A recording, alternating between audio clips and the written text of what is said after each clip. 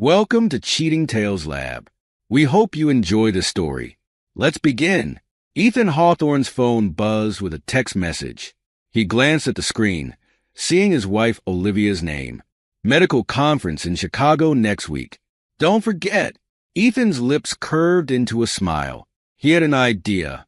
With Olivia out of town, he could finally tackle that bedroom renovation project she'd been hinting at for months. What better way to show his love than surprising her with a freshly updated space? He headed to the hardware store, mind already racing with plans. Paint swatches, new curtains, maybe even that fancy light fixture she'd been eyeing. As he loaded supplies into the car, a tiny voice in the back of his mind whispered that something felt off about Olivia's text. He shook it off. After all, he was a 35-year-old high school history teacher, not some paranoid teenager. Back home, Ethan dove into the project with gusto. He moved furniture, taped off baseboards, and started emptying closets. That's when he found it. A plain shoebox tucked away in the far corner of Olivia's side. Curiosity got the better of him. He lifted the lid, expecting old photos or keepsakes. What he found instead made his blood run cold. Passionate love letters, signed simply A. Photos of Olivia with a man Ethan didn't recognize, looking far too intimate for comfort. 2 prepaid phones he'd never seen before. And most chilling of all, a handwritten note outlining a plan to deal with E permanently. Ethan's hands shook as he rifled through the contents. This couldn't be real. It had to be some kind of sick joke. But as he read letter after letter, examined photo after photo, the truth became undeniable. His wife was having an affair, and it seemed she might be planning something far worse. He stumbled to the bed, collapsing onto the edge. His mind raced, trying to make sense of it all. How long had this been going on? Who was this A? And what exactly did they mean by dealing with E permanently? Ethan's first instinct was to confront Olivia immediately, but a small, rational part of his brain held him back. If she truly was planning something sinister, tipping his hand could be dangerous. He needed advice. He needed support. He needed Marcus. Fumbling for his phone, Ethan dialed his best friend and fellow teacher. Marcus picked up on the 3rd ring. "Hey man, what's up?" Ethan's voice cracked as he spoke. "Marcus, I need you. Can we meet?" The rusty nail. As soon as possible. There must have been something in his tone, because Marcus didn't hesitate. "I'm on my way. Hang tight, buddy." 30 minutes later, Ethan sat across from Marcus in a dimly lit booth at the Rusty Nail. The bar was mercifully quiet for a Saturday afternoon. Ethan's hands trembled as he pushed the shoebox across the table. "I found this while cleaning out the closet," he said, voice barely above a whisper. "You're not going to believe what's inside." Marcus raised an eyebrow, but said nothing as he began examining the contents. Ethan watched his friend's expression shift from curiosity to shock to outright anger. "Jesus Christ, Ethan," Marcus breathed. I don't even know what to say." "Tell me I'm crazy," Ethan pleaded. "Tell me there's some innocent explanation for all of this." Marcus shook his head. "I wish I could, man, but this looks pretty damn incriminating." They spent the next hour poring over every scrap of evidence. The love letters were explicit, leaving no doubt about the nature of the relationship. The photos showed Olivia in various intimate settings with a tall, dark-haired man Ethan didn't recognize. "Wait a second," Ethan said, squinting at one particular image. "I know this guy. That's Dr. Adrian Blackwood. He works with Olivia at Evergreen General." Marcus whistled low. "Well, that certainly complicates things. You think this medical conference is just a cover?" Ethan nodded miserably. "Has to be. God, how could I have been so blind?" "Hey, don't beat yourself up," Marcus said, reaching across the table to grip Ethan's shoulder. "You trusted your wife. That's not a crime." "No, but what they're planning might be," Ethan replied, gesturing to the ominous note. "What the hell am I supposed to do now?" Marcus thought for a moment. "We need more information, concrete evidence." Have you considered hiring a private investigator? Ethan blinked. The thought hadn't even occurred to him. You really think that's necessary? Look, man, I hate to say it, but if half of what's in this box is true, you need to protect yourself, both legally and, well, physically. The gravity of the situation hit Ethan anew. His wife, the woman he'd loved and trusted for years, might actually be planning to harm him. The room seemed to spin. This can't be happening, he muttered, on top of everything else. Marcus leaned forward. What do you mean? Ethan sighed heavily. I got passed over for department head last week. Again. I thought things couldn't get any worse, but this. He gestured helplessly at the damning evidence spread before them. Shit, I'm sorry, Marcus said. Why didn't you tell me about the job? Ethan shrugged. Didn't want to burden you with my problems. Fat lot of good that did me. They sat in silence for a moment, the weight of Ethan's predicament hanging heavy between them. Finally, Marcus spoke. Okay, here's what we're going to do. First, we find a good PI. Get some hard evidence of what Olivia and this Adrian guy are up to. In the meantime, you act completely normal at home. Don't give her any reason to suspect you know. Ethan nodded, grateful for his friend's clear-headed thinking. And then what? Then we figure out exactly what they're planning and how to stop it, Marcus said firmly. But one step at a time, all right? We've got your back, man. For the first time since discovering the shoebox, Ethan felt a glimmer of hope. He wasn't alone in this. With Marcus's help, maybe he could unravel this nightmare and come out the other side. As they left the bar, Ethan's resolve solidified. He would get to the bottom of Olivia's deception, and whatever she and Adrian were planning, he'd be ready. Little did Ethan know, the rabbit hole went far deeper than he could have imagined. The following Monday, Ethan found himself sitting across from Veronica Sloan, a private investigator with a reputation for discretion and results. Marcus had done some quick research and set up the meeting, insisting that time was of the essence. Veronica listened intently as Ethan laid out the situation, her sharp eyes taking in every detail. When he finished, she leaned back in her chair, fingers steepled beneath her chin. Mr. Hawthorne, I won't sugarcoat this. What you're describing is serious. If your suspicions are correct, we're dealing with infidelity at best, and potentially much worse. Ethan swallowed hard. How quickly can you get me proof? Give me a week, Veronica said. I'll need access to your home when your wife is out, and any passwords or account information you can provide. The more I have to work with, the faster I can get results. Ethan nodded, scribbling down everything she asked for. As he handed over the information, a wave of guilt washed over him. This felt like a betrayal. But then he remembered the contents of that shoebox and steeled himself. Olivia had betrayed him first. True to her word, Veronica delivered results within days. The stack of evidence she presented made Ethan's stomach churn. I'm sorry, Mr. Hawthorne, but your suspicions were correct, Veronica said, her voice gentle but firm. Your wife is indeed having an affair with Dr. Adrian Blackwood, but that's not all we uncovered. Ethan braced himself. What else? Veronica spread out a series of financial documents. It appears that Dr. Blackwood and your wife have been embezzling funds from the hospital's charitable foundation. We're talking significant sums of money here. Ethan's head spun. This was so much worse than he'd imagined. How?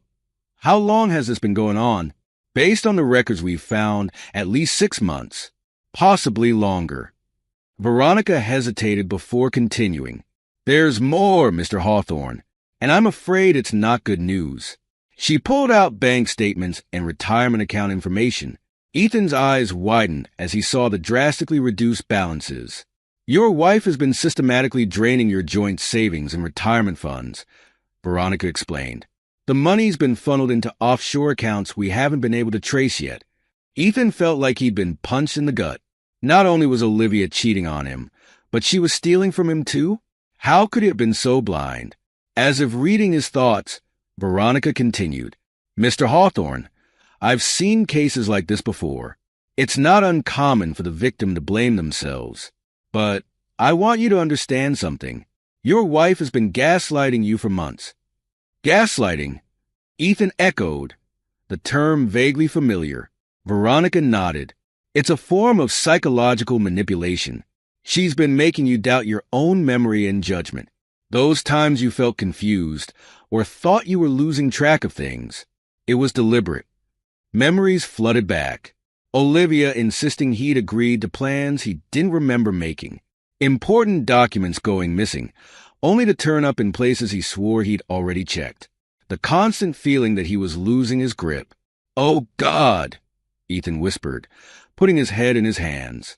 Veronica gave him a moment to process before speaking again. "Mr. Hawthorne, I know this is overwhelming, but right now, you need to focus on protecting yourself, both legally and financially." Ethan looked up, a newfound determination in his eyes. "You're right. What do I need to do?" "First, we need to secure any remaining assets," Veronica said. "Then, we start building a case. Every bit of evidence, every inconsistency in their stories, it all matters." As Veronica outlined their next steps, Ethan felt a strange mix of emotions. Grief for the life he thought he had. Rage at Olivia's betrayal. But beneath it all, a spark of something he hadn't felt in months. Hope.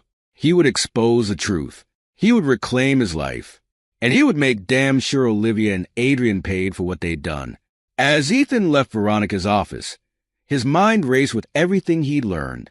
The weight of it all threatened to crush him, but he forced himself to focus.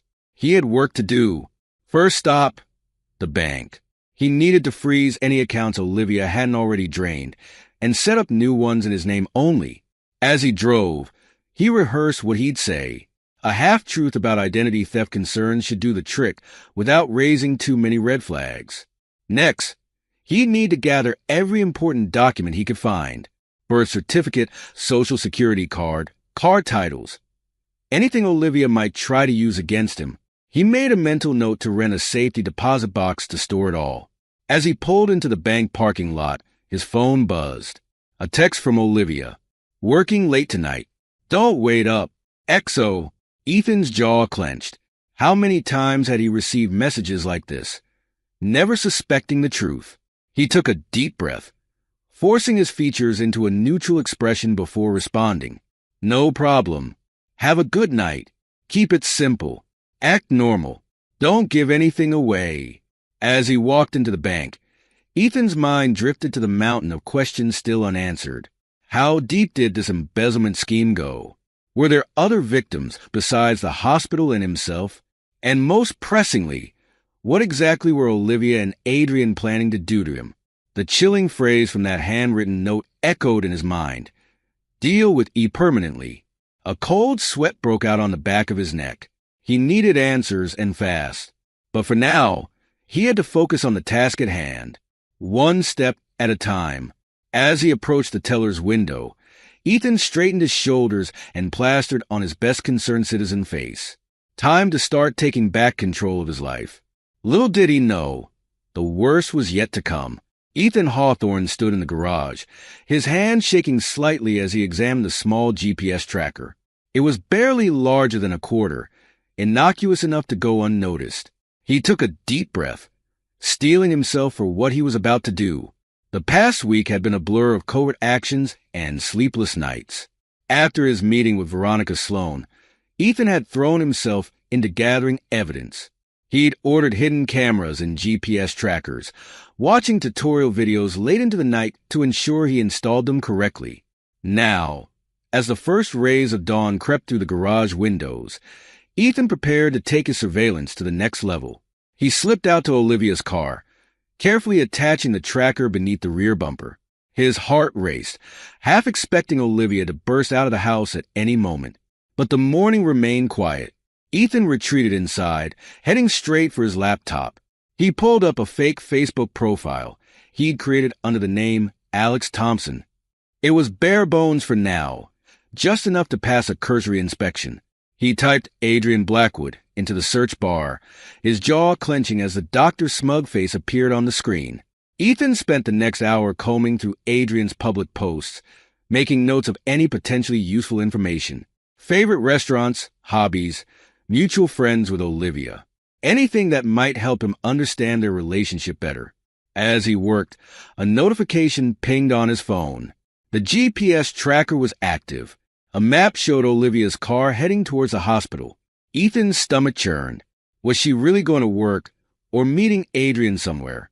He shook his head, forcing himself to focus. He couldn't let paranoia cloud his judgment. He needed hard evidence, not just suspicions. Over the next few days, Ethan fell into a routine. He'd wake up early, check the GPS logs, and review any overnight footage from the hidden cameras. Then he'd head to work, struggling to maintain a facade of normalcy while his mind raced with new information and theories. It was on a Wednesday afternoon that Ethan's careful observation finally paid off. He was grading papers in the living room, half listening to Olivia's phone conversation in the kitchen.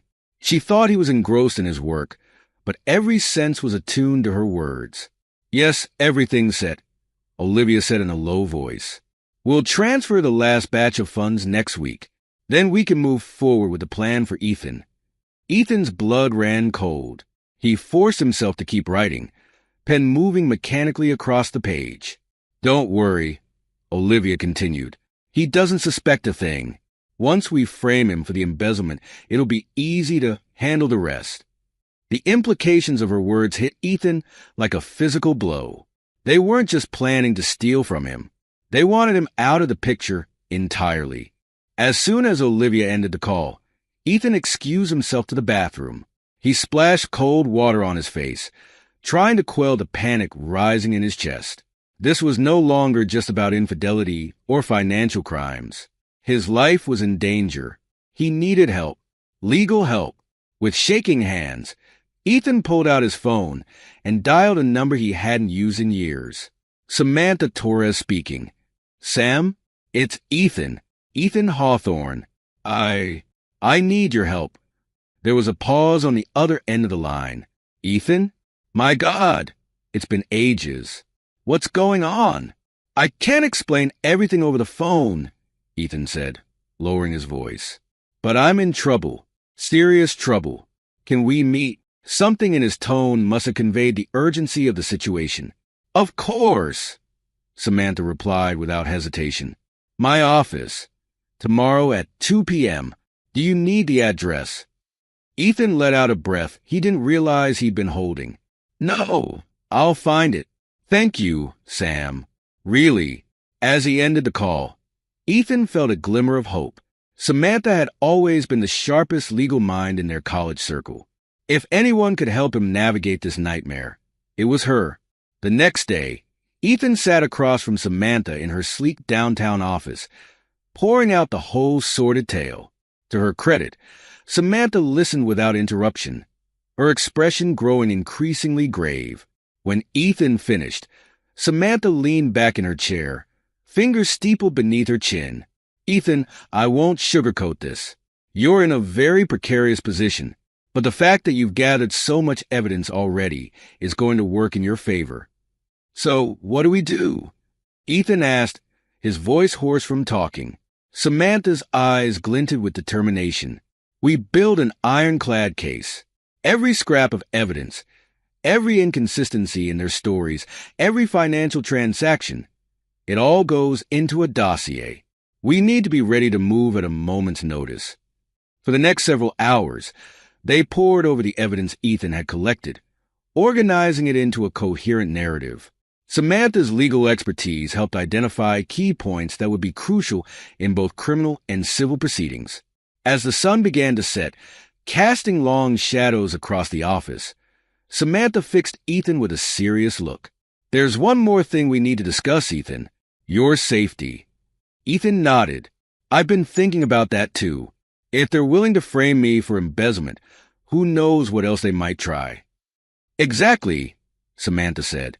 I want you to start keeping a detailed log of your movements. Anytime you leave the house, text me your destination.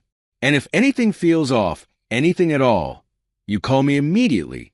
Got it, Ethan replied, feeling both reassured and terrified by the precautions. As he left Samantha's office, dossier tucked securely in his briefcase, Ethan felt a strange mix of emotions. Fear, certainly, anger at Olivia's betrayal, but also a growing sense of resolve. He would not be a victim.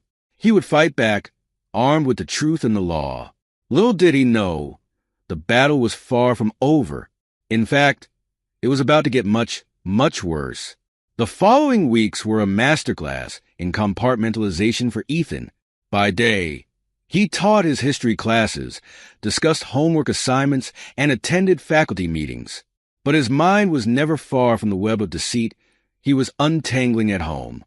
The strain began to show. Dark circles appeared under his eyes.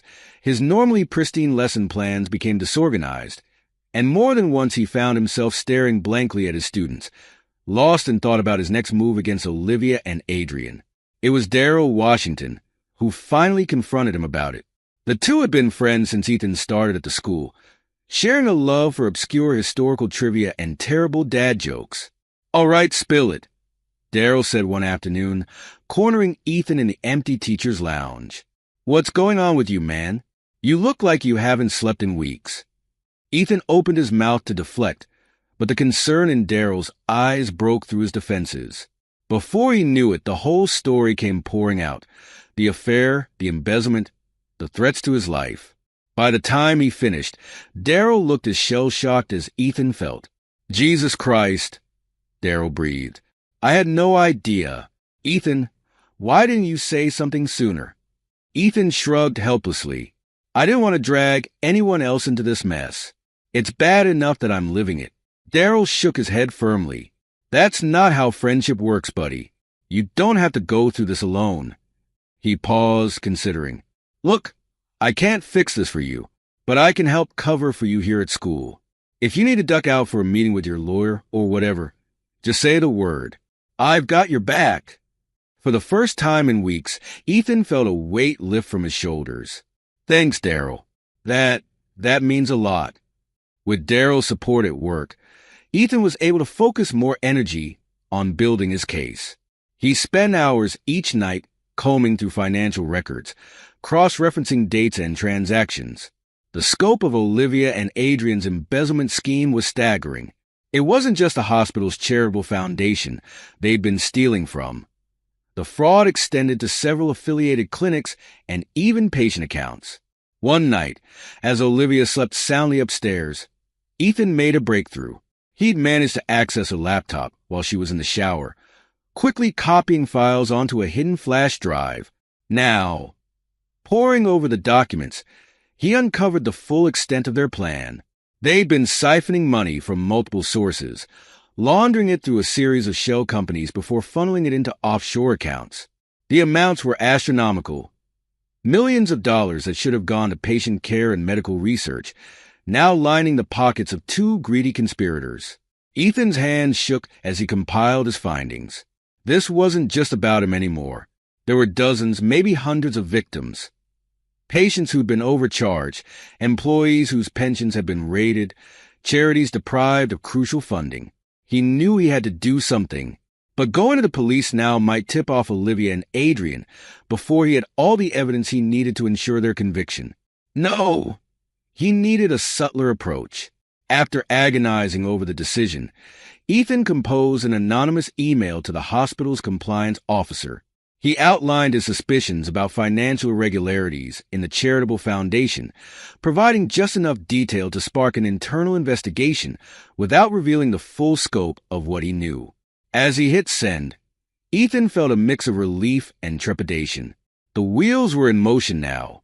There was no going back. The next morning, Ethan woke to the sound of Olivia's phone ringing. He feigned sleep as she answered, his ears straining to catch her side of the conversation. "What do you mean an audit?" Olivia hissed, her voice tight with barely contained panic.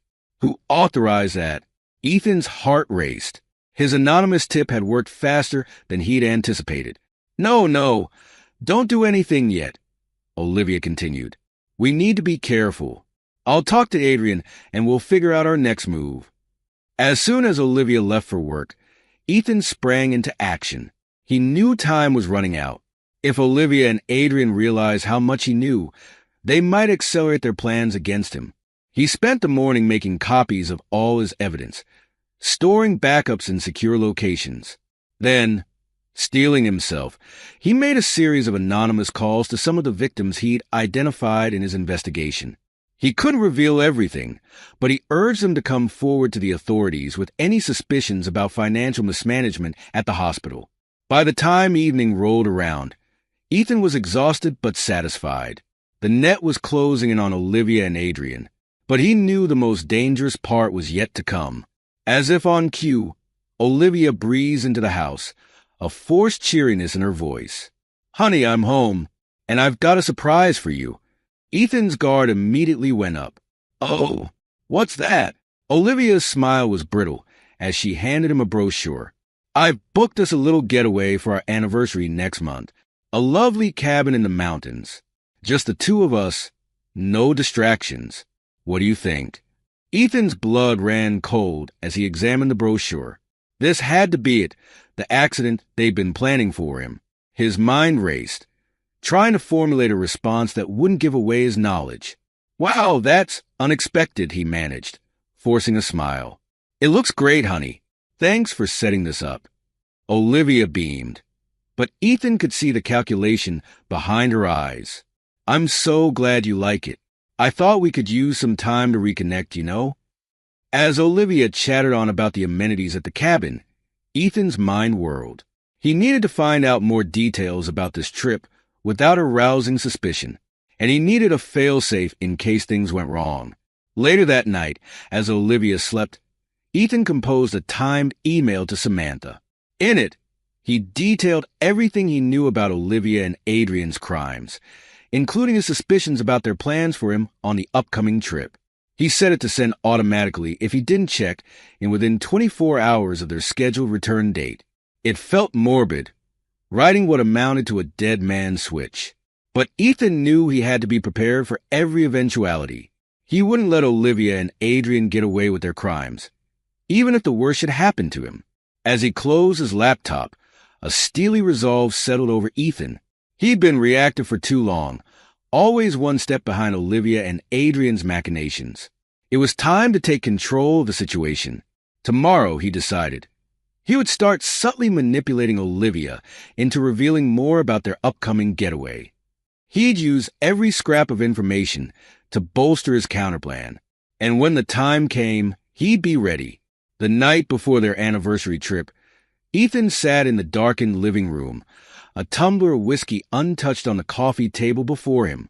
The house was quiet, save for the soft hum of the air conditioning and the occasional creak of settling wood. Upstairs, Olivia slept peacefully, unaware that her carefully constructed world was about to come crashing down around her. Ethan's fingers drummed a restless rhythm on the arm of his chair as he waited. He'd made sure Olivia's wine at dinner was a little stronger than usual, ensuring she'd turn in early. Now, with the clock ticking closer to midnight, he steeled himself for what was to come. His phone buzzed softly. A text from Samantha. "Everything's in place." "You're sure about this?" Ethan's jaw clenched as he typed his response. "No choice. It has to be tonight." He pocketed the phone and stood, moving silently through the house he'd once considered a sanctuary. Now it felt like a tomb, filled with the ghosts of broken promises and shattered trust. In the master bedroom, Olivia stirred as Ethan flicked on the lights. She blinked groggily, confusion giving way to alarm as she registered the hard set of his features. "Ethan? What's going on?" she mumbled, sitting up. "We need to talk, Olivia," Ethan said, his voice cold and steady. "About your affair with Adrian, about the money you've been stealing, about your plans to kill me."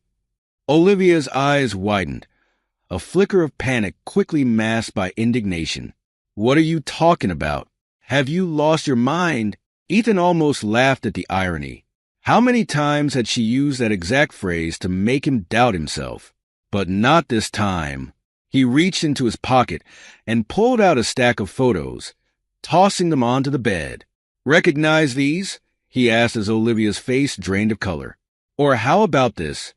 He played a recording on his phone, Olivia's own voice discussing embezzled funds with Adrian.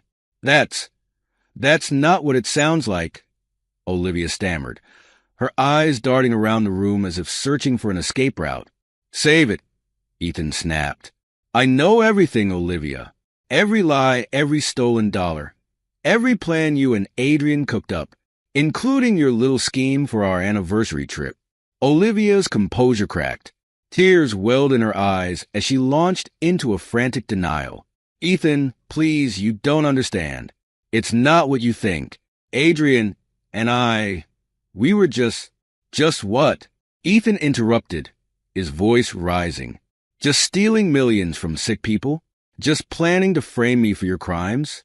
Just plotting to murder me? The weight of evidence was overwhelming.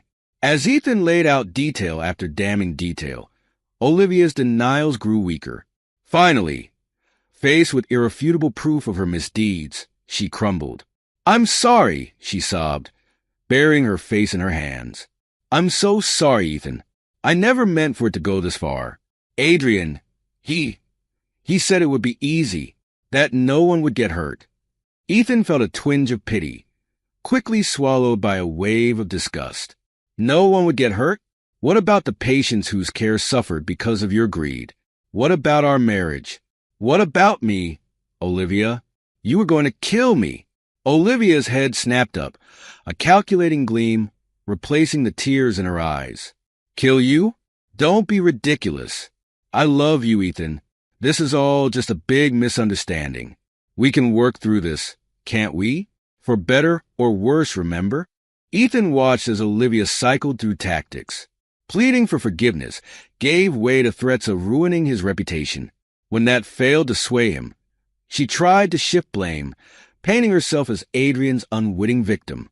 But Ethan stood firm, unmoved by her manipulations. It's over, Olivia.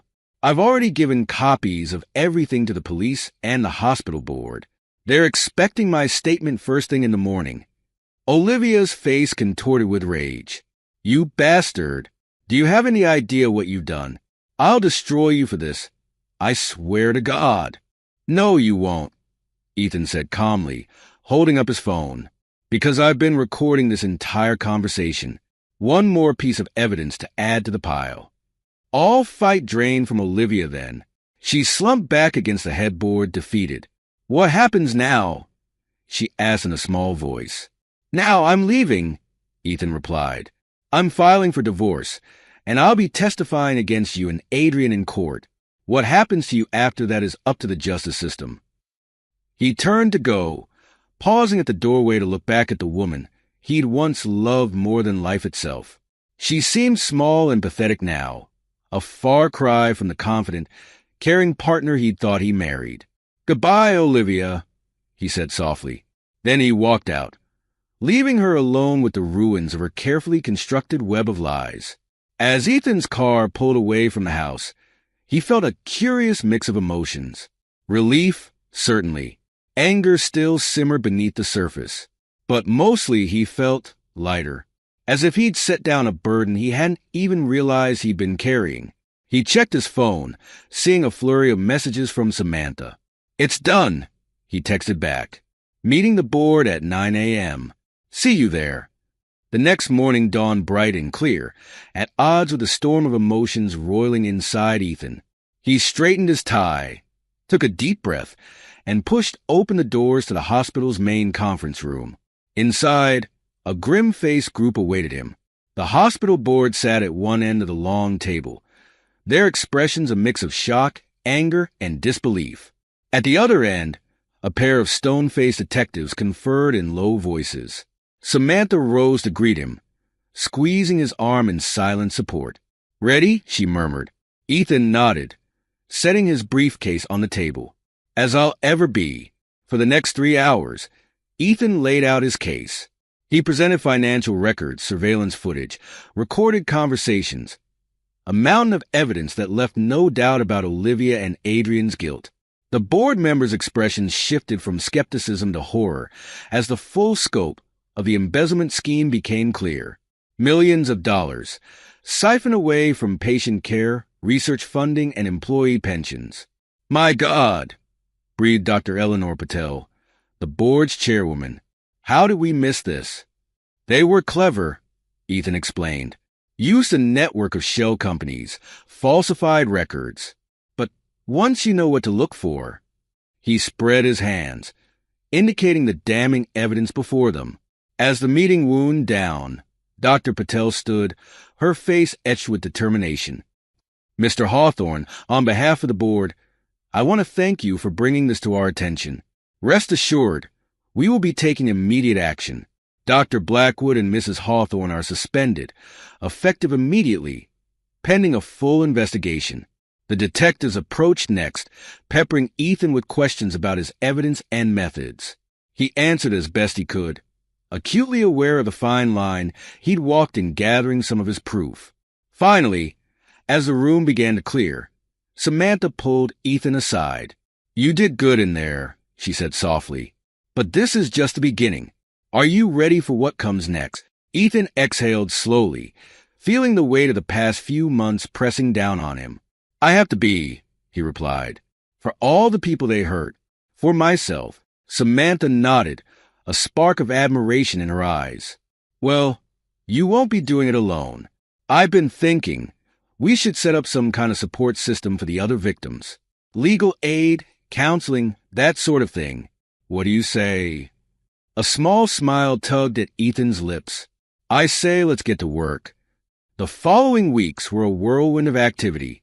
Ethan and Samantha threw themselves into organizing support for the victims of Olivia and Adrian's fraud.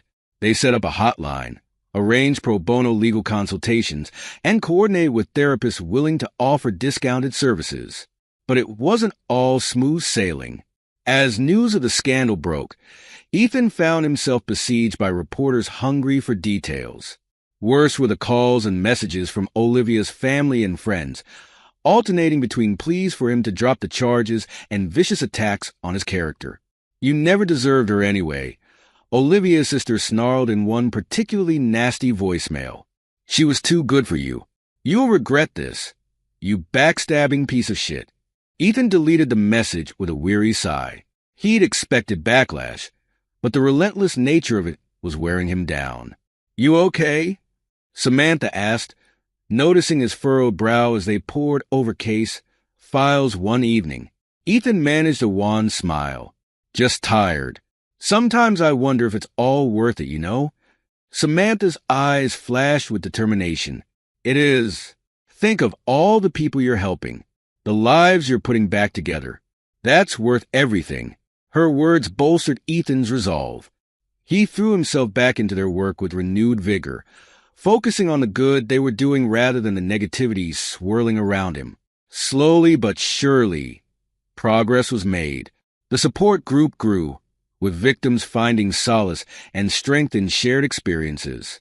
The legal team, spearheaded by Samantha, began building a rock-solid case against Olivia and Adrian. And through it all, Ethan found himself growing.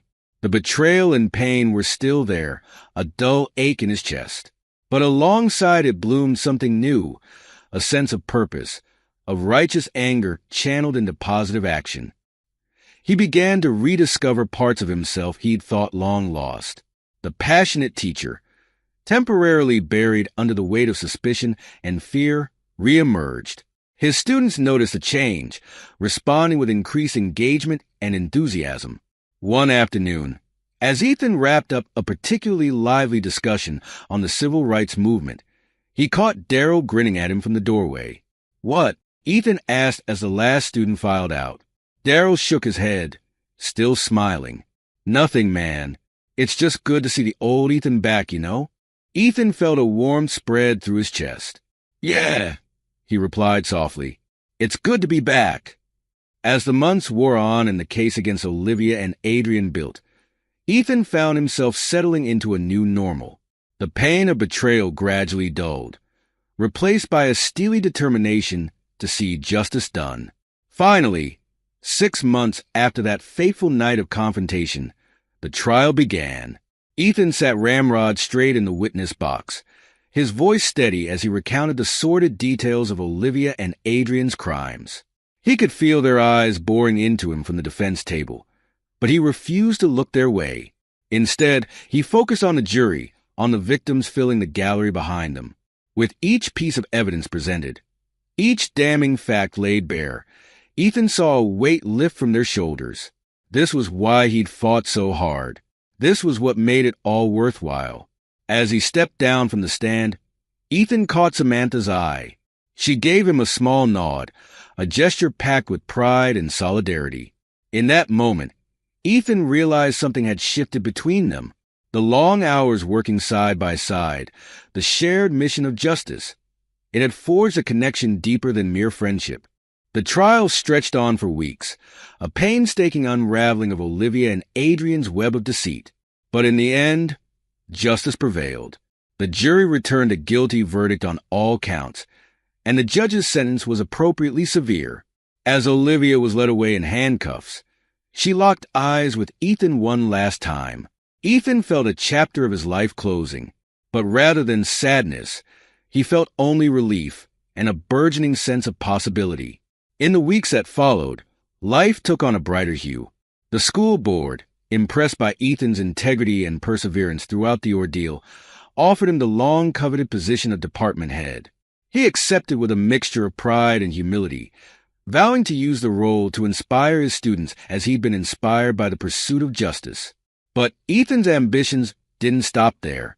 Using a portion of the recovered funds awarded to him in the civil suit, he established a foundation dedicated to supporting victims of financial fraud and domestic deception. The work was challenging but deeply rewarding, a way to transform his pain into something positive. And through it all, Samantha remained by his side.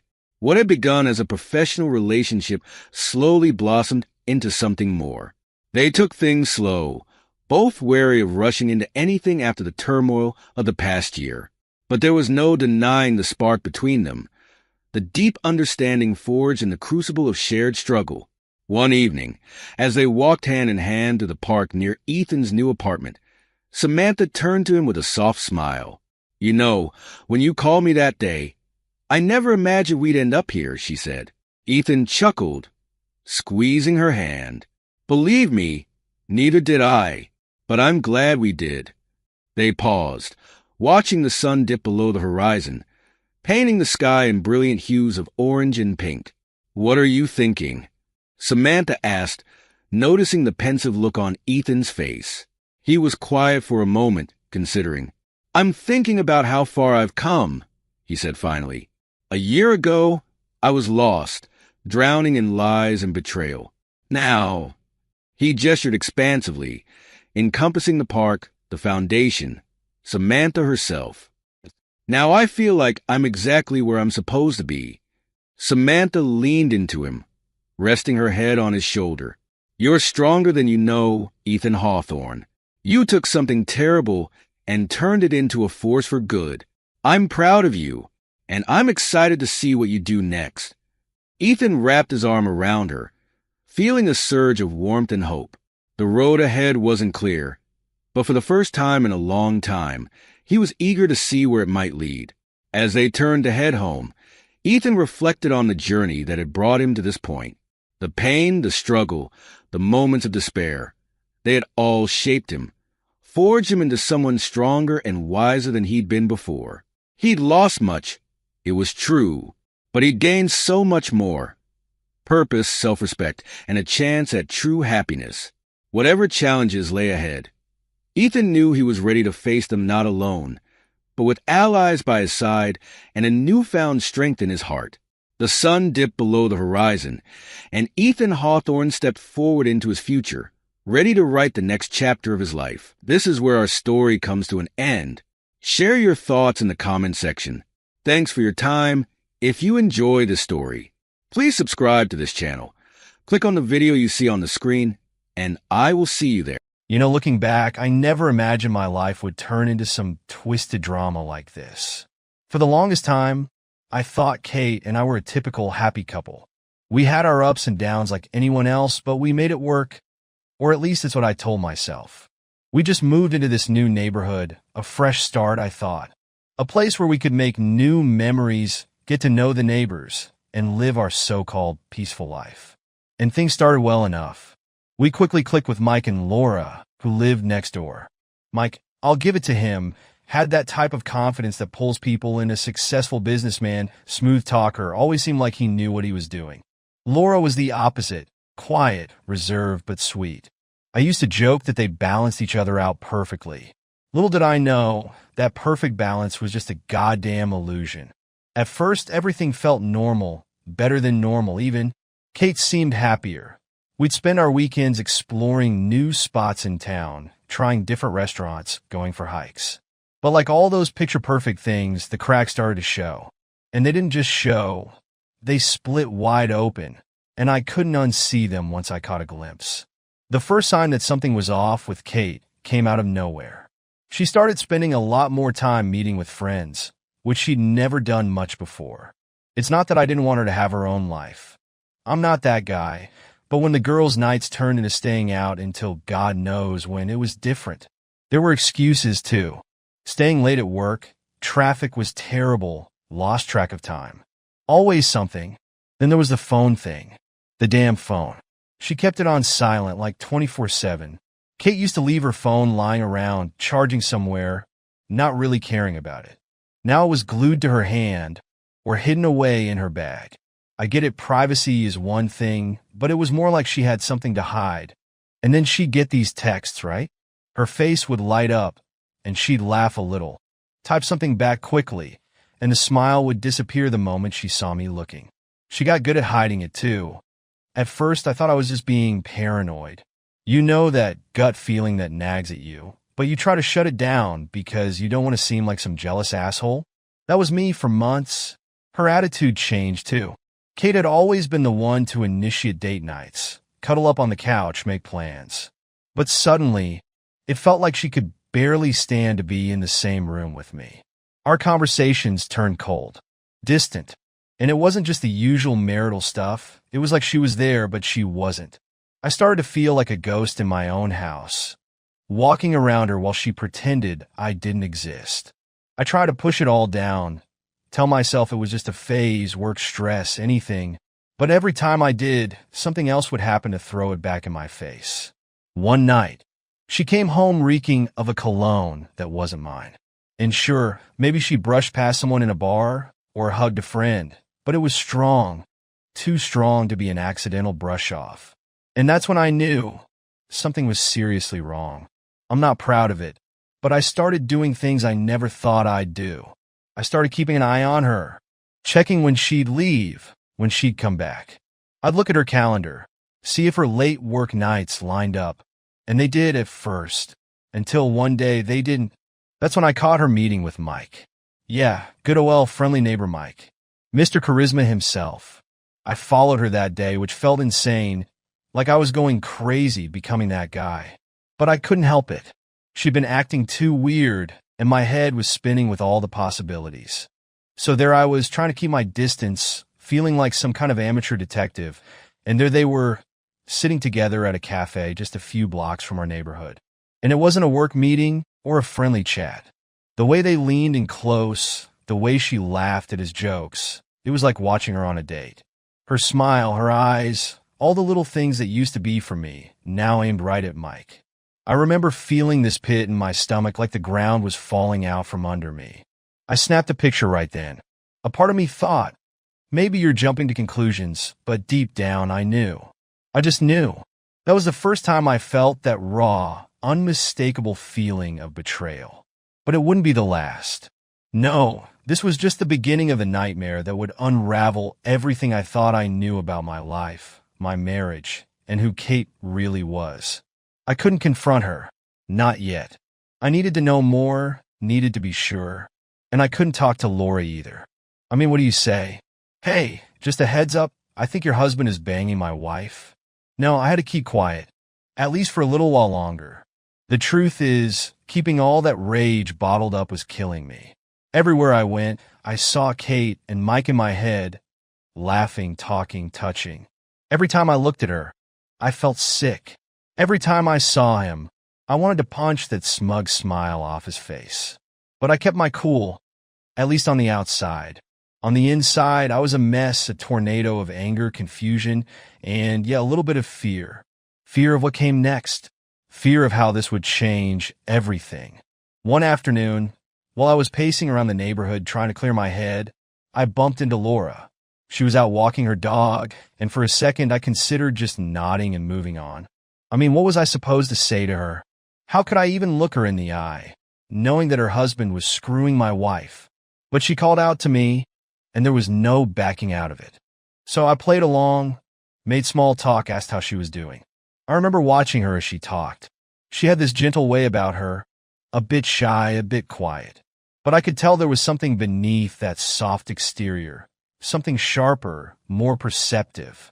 Maybe it was just my mind playing tricks, but I could swear I saw the sadness in her eyes, like she was carrying a weight of her own. And that's when it hit me. Maybe she knew. Maybe she had her own suspicions.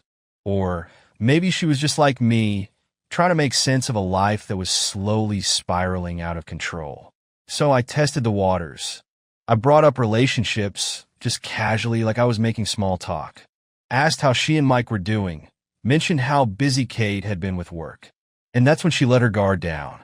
She sighed, gave this tired smile, and said that things had been distant between her and Mike. He'd been more preoccupied lately, working late, distracted. Sound familiar?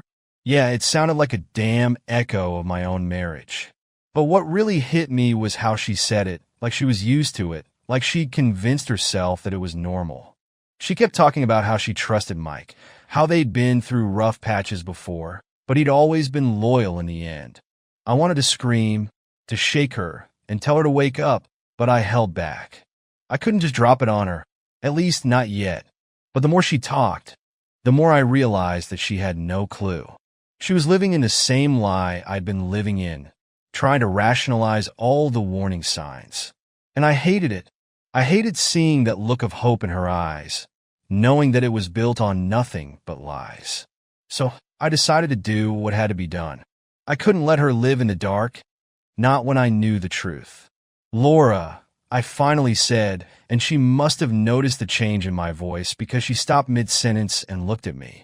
"There's something I need to tell you. It's about Mike and Kate." She looked confused at first, then wary. "What do you mean?" she asked, her voice barely above a whisper. I took a deep breath. I couldn't hold it in anymore. They're having an affair." And there it was. The words hung in the air like poison, and for a moment I thought she was going to faint. She blinked, shook her head, like she was trying to clear it, like she was refusing to believe what I'd just said. That's not possible," she stammered, forcing a laugh that sounded more like a sob. "You must be mistaken. Mike, he wouldn't." "Laura," I interrupted. "I wish I was wrong. I really do. But I'm not. I've seen them. I followed Kate one day, and she met up with Mike. They were together, and it wasn't just some friendly meeting. It was intimate." She still didn't believe me. She was shaking her head, looking at me like I was crazy, like I was making it all up. So I did what I had to do. I pulled out my phone and showed her the picture I'd taken at the cafe. The way Kate leaned into Mike, the way he touched her arm, it was all there, clear as day. And when Laura saw it, I saw the moment it all clicked. The moment her whole world shattered. She grabbed the phone from my hand, staring at the photo like she was trying to burn a hole through it. Her breathing got heavier. Her eyes filled with tears, and then the rage came. She tossed the phone back to me, muttering, "That son of a bitch." We sat on a bench after that, neither of us saying much. What could we say? Everything we thought we knew about our lives, our marriages, had been torn apart in an instant. And as much as I hated Mike and Kate, my heart broke for Laura. She didn't deserve this. Neither of us did. But when the tears stopped, when the shock wore off, something else took its place. Anger. Pure, unfiltered anger.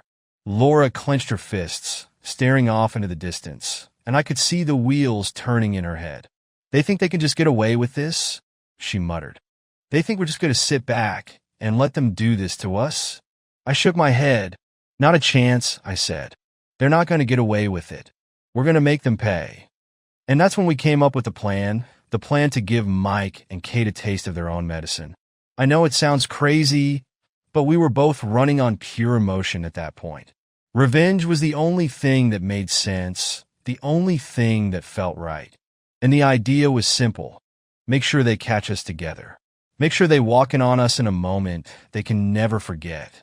Let's set a trap, Laura said, her voice low and fierce. Let's make sure they see it, every second of it. Let them know what it feels like. I nodded, feeling that same rage, that same thirst for vengeance. I knew this wasn't just about payback.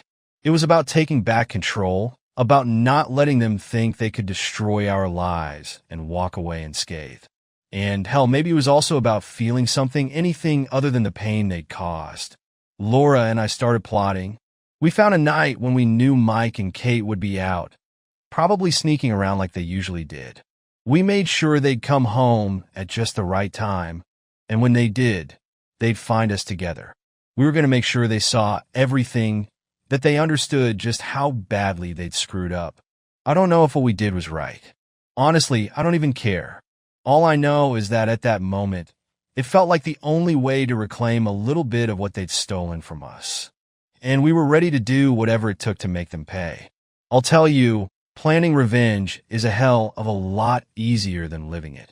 When Laura and I sat there, plotting how to tear down their little love affair, it all seemed so clear. Get together, make sure they see us, let them feel the burn. Simple.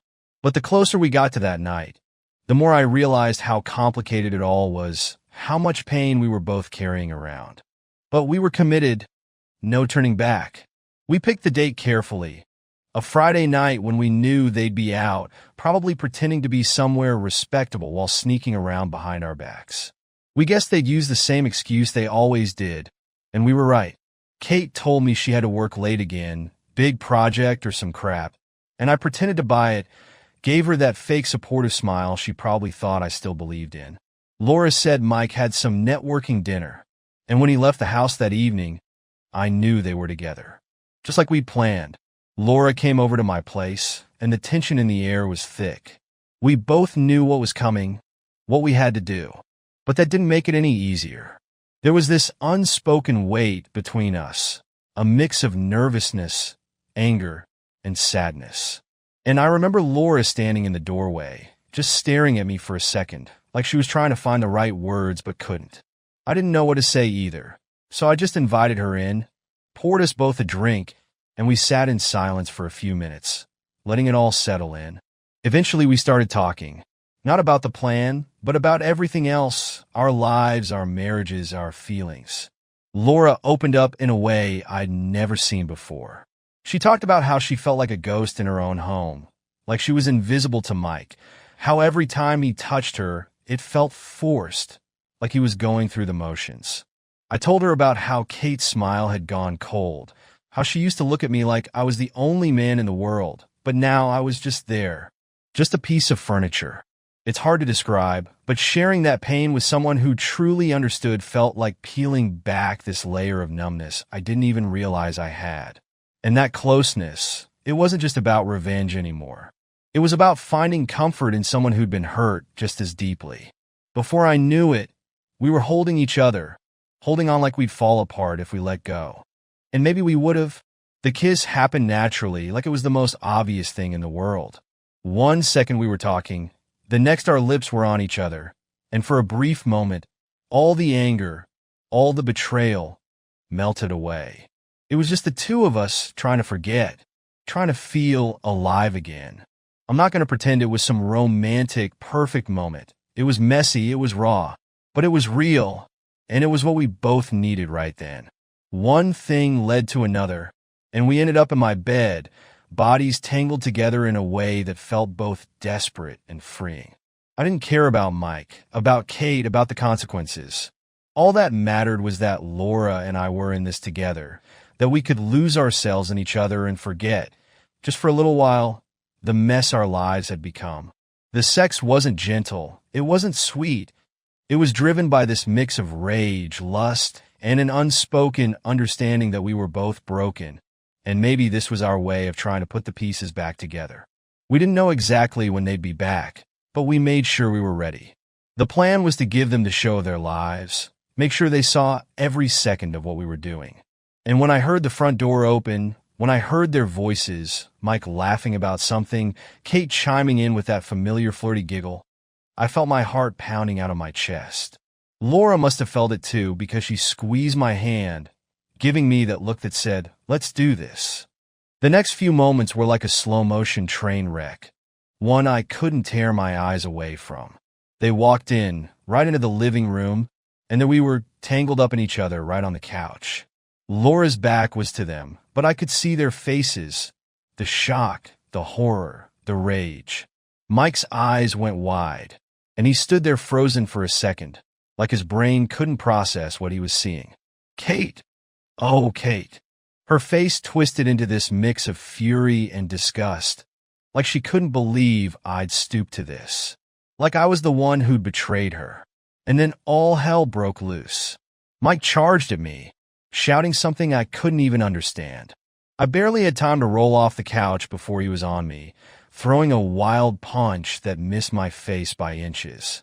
I got up, pushed him back, and we were standing there, fists up, ready to tear into each other. "Are you out of your goddamn mind, Alex?" Mike screamed, his voice cracking like he couldn't believe what was happening. Am I out of my mind? I shot back. "How long have you been screwing my wife, Mike? How long?" Kate started yelling, too, her voice high and shrill. "How could you do this to me, Alex? After everything we've been through, everything we've been through?" I laughed bitterly. "You mean like all those late nights with Mike? How could I do this? How about you explain yourself for once?" Laura, still sitting there, wrapped herself in a blanket, staring daggers at Mike. "I guess now you know how it feels," she said coldly, her voice steady despite the chaos around us. The shouting match went on for what felt like forever. Accusations, curses, insults flying back and forth.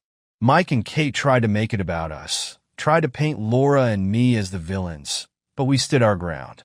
We laid it all out, every lie, every secret. And in that moment, I saw the realization hit them. I saw it in their eyes, the guilt, the shame. They had no defense, no excuse, because the truth was laid bare for all of us to see. Mike lunged at me one last time, and I shoved him back hard enough that he stumbled and fell, taking a lamp down with him.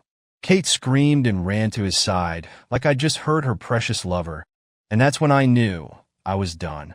Done with the lies, the cheating, the bullshit excuses. Let them have each other. They deserved whatever came next. Laura and I walked out of that house together, leaving Mike and Kate behind, tangled up in their own mess.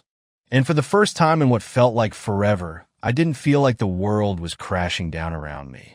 I felt free. And yeah, it was messy, it was chaotic, but it was real. And I knew that whatever came next, I'd be ready for it. The dust didn't settle after that night. It only got thicker, suffocating everything in its path. You think confronting the truth would make things better, like ripping off a Band-Aid, letting the wound finally heal. But that was just the beginning, the start of a war that burned down everything around us.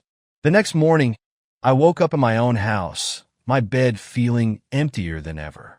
Kate hadn't come home, and honestly, I didn't expect her to. I figured she was either with Mike or hiding out somewhere, trying to wrap her head around everything. I could only imagine the conversation they were having, how they were trying to spin this whole thing as my fault, as Laura's fault. But I didn't care. Let them twist the story however they wanted. It didn't change what they did. Around midday, the storm finally hit. Kate showed up, bursting through the door like a bat out of hell, face red and eyes wild. "What the hell is wrong with you?" she screamed, her voice cracking like she was already on the verge of tears. "How could you do this to us? To me?" I sat there on the couch, my face blank, letting her words bounce off me like nothing. I was done being the guy who took the blame, the guy who bent over backward to make her happy. I let her shout, let her rant, let all her fury spill out, until she finally stopped, breathing hard, waiting for me to respond. "You done?"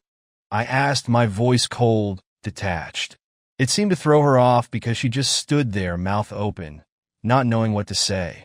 I got up slowly, walked over to her, and for the first time in what felt like forever, I looked her right in the eye. No fear, no hesitation. You want to talk about betrayal, Kate? About ruining what we had? You have the nerve to come in here, after everything, and play the victim? Do you even hear yourself? You slept with Laura, she shouted back like that was her winning argument, like that was going to change everything. You're no better than me. I laughed, a harsh, bitter sound that cut through the silence. Yeah, I did. And you know why? Because you did it first. Because I was sick and tired of living in this lie, tired of pretending we were still something we weren't. I paid you back, Kate. And let's be real. You had it coming. Her face twisted in anger. But there was a flash of something else there, too. Shame. Guilt. I saw it clear as day, and it felt satisfying. For the first time, I didn't care about her tears or her broken voice. I didn't care that she was hurt. All I cared about was making her own up to what she'd done, to see her finally face the truth. It wasn't like that, she said weakly, and I could tell she was struggling to keep up the act. I didn't mean for any of this to happen, Alex. I was confused. I was lonely. You don't understand. I don't understand? I interrupted, stepping closer, feeling the anger bubbling up in my chest. You're right, Kate, I don't understand. I don't understand how you could do this to me, to our marriage. I don't understand how you could look me in the eyes every damn day and lie, over and over again. And don't even start with the excuses. You were lonely? Well, guess what? I was lonely too. But I didn't go screwing around with the neighbor. That was all you. She crumbled then, her defenses cracking as the tears started flowing. I'm sorry, she sobbed, her hands shaking as she reached out to touch me. I'm so sorry, Alex. I never meant to hurt you. Please, we can fix this. We could try again, I swear. Stop, I said, pulling away from her touch like it burned. There's no fixing this, Kate. No trying again. I'm done. You made your choice, and now you have to live with it. We both do. And that was it. I walked out of the room, left her standing there in her own mess of tears and regrets. And for once, I didn't look back. There was nothing left to save, nothing left to fight for. I was done pretending. Over the next few days, everything blew up. The neighbors caught wind of the whole mess. How could they not, with all the shouting and slamming doors? And suddenly, our once friendly little block turned into a battlefield. Mike tried to confront me a couple of times, but I shut him down quick. He'd come over, all high and mighty, trying to make me the villain, but I wasn't having it. Go fix your own marriage, Mike, I told him. Or don't. I don't give a shit, but stay the hell out of my face. Laura wasn't having any of it either. I remember seeing her and Mike screaming at each other in their driveway one night, and it hit me just how far we'd all fallen. What was once this picture-perfect image of two couples, happy and in love, was now a war zone, and the lines were drawn clear. There was no going back. Laura filed for divorce the very next week, and I knew I had to do the same. The whole process felt surreal, like I was watching someone else's life fall apart. Meetings with lawyers dividing assets, arguing over who gets what, none of it felt real. But it was real, and I had to face it.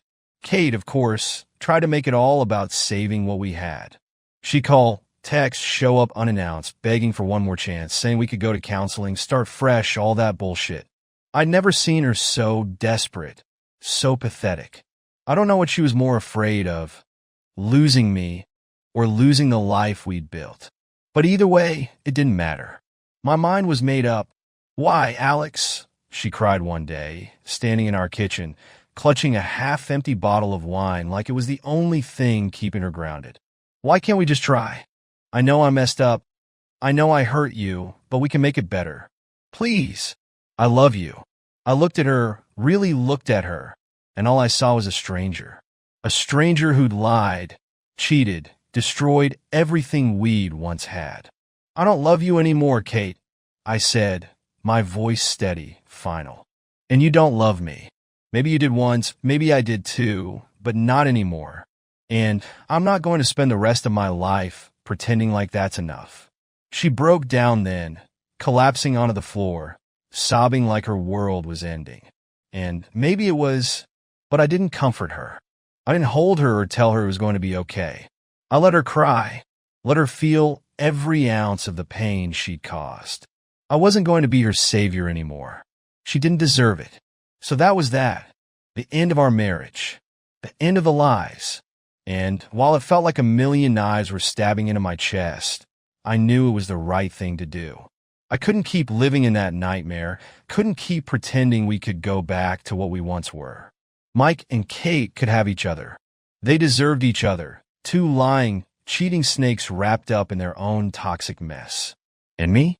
I was ready to burn it all down, walk away, and start over, ready to take back my life, one step at a time.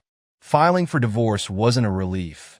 It felt like jumping headfirst into a storm I knew would wreck whatever was left of my old life. And if you think ending a marriage is just about signing some papers and calling it quits, think again.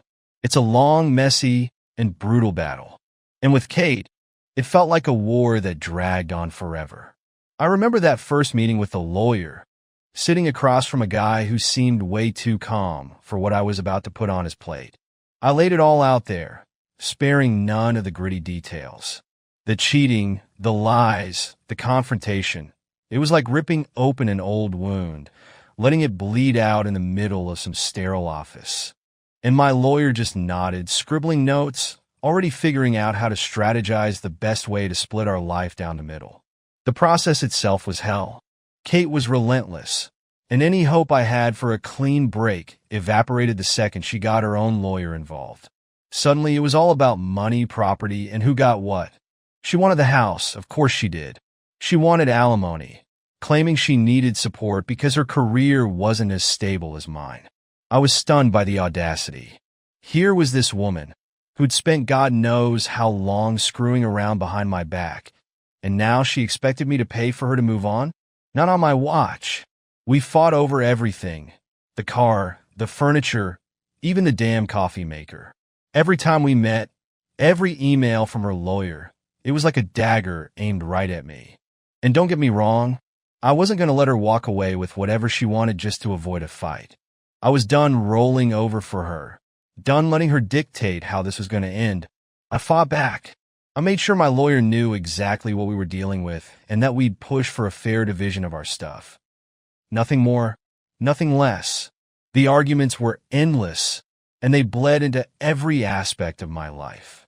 Work, sleep, even when I was out trying to distract myself with friends or hobbies, it all came back to this one painful process.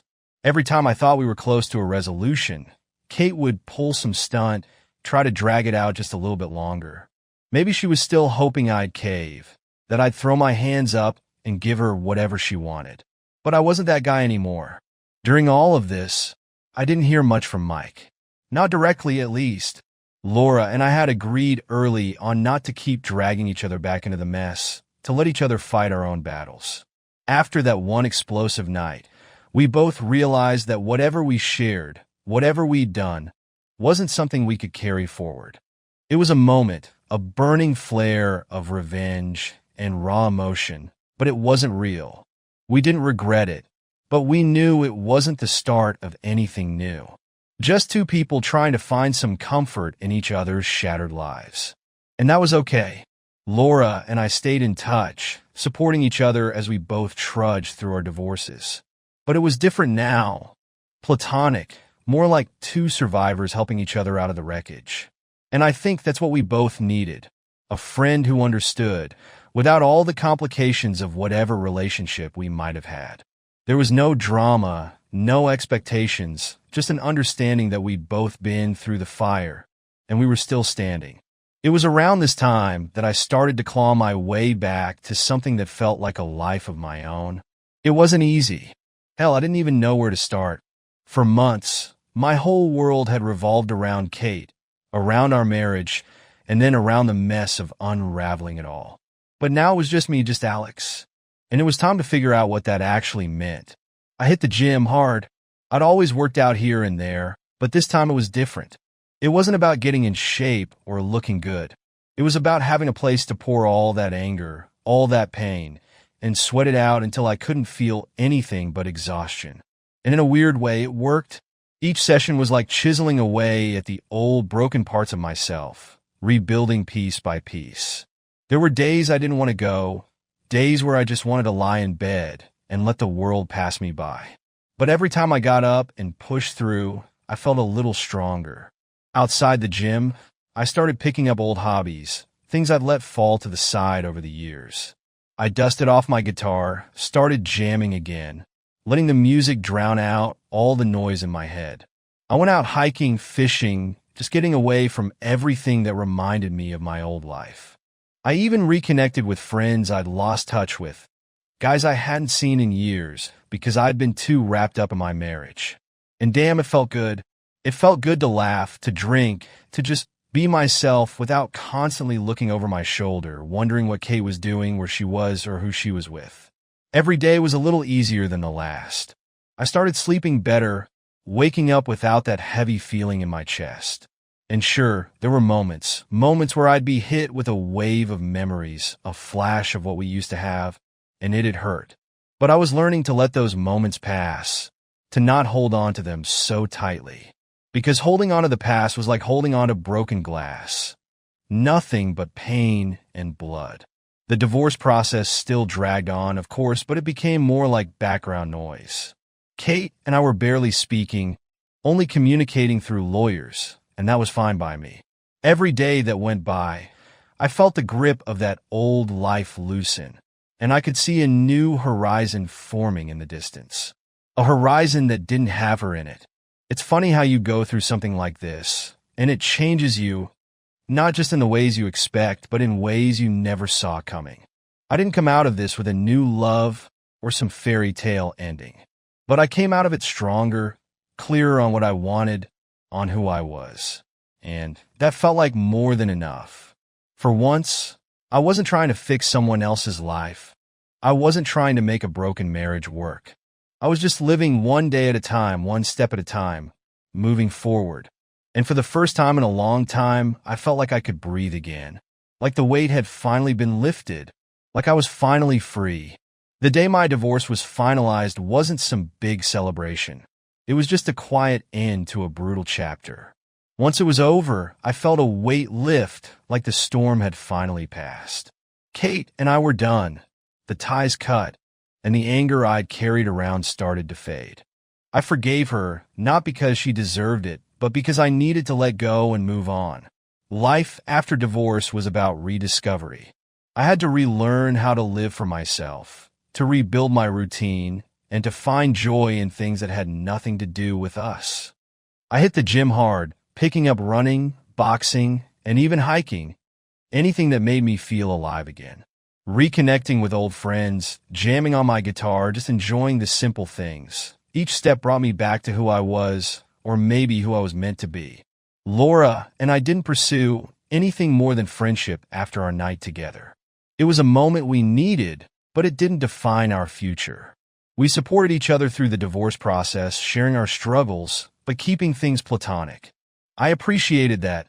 We both needed a clean slate. I dated a bit, went out more, and started meeting new people, not rushing into anything, but just living. And yeah, Kate's memory would pop up now and then, but the sting had dulled. Instead of holding on to the past, I learned to let it go, finding comfort in my own company and the life I was building. Every struggle, every sleepless night had shaped me into someone stronger, happier. And when I looked in the mirror, I finally recognized the person staring back. It wasn't about forgetting what happened. It was about moving forward and finding peace in who I am now. And that was enough.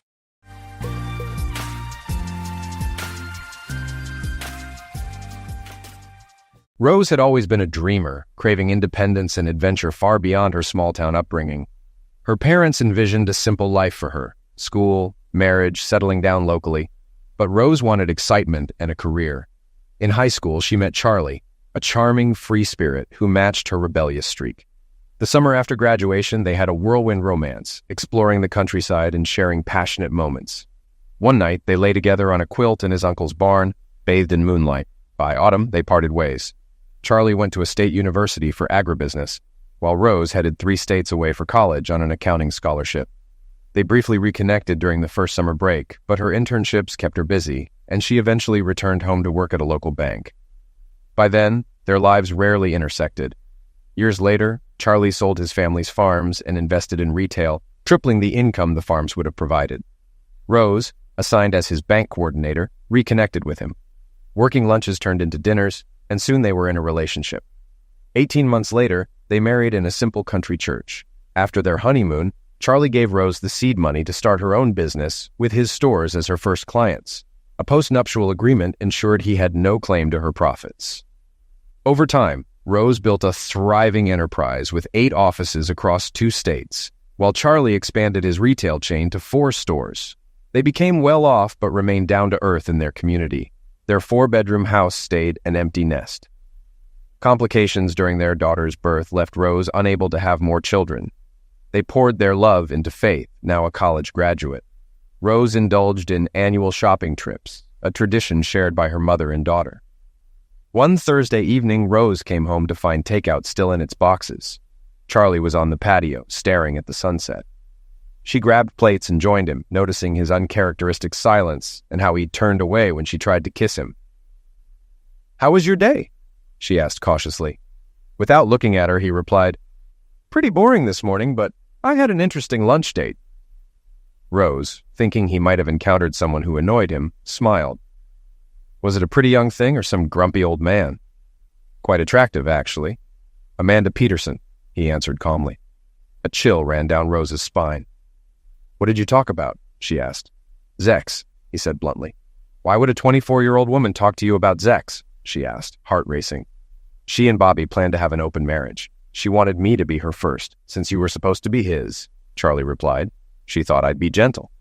By the end of our conversation, she was no longer scared, just angry. "You might want to warn Bobby. A lawsuit is coming, and prepare yourself. This state still allows alienation of affection claims. Now, look me in the eye and tell me none of what she said is true. If even a bit is, we're done." Stunned and speechless, Rose struggled for words. Charlie watched her for a moment before turning away. "I thought so. I'm leaving. I'll stay at the farm. Don't try to contact me. We'll talk when I'm ready." He drove off, leaving Rose frozen, plates untouched. As night fell, she finally stood, went to the liquor cabinet, and poured herself a drink. "Good night, Charlie," she muttered, before breaking down in tears and drinking until she passed out. The next morning, the housekeeper woke her. "Rose, are you all right?" she asked, eyeing the untouched food and the half-empty vodka bottle.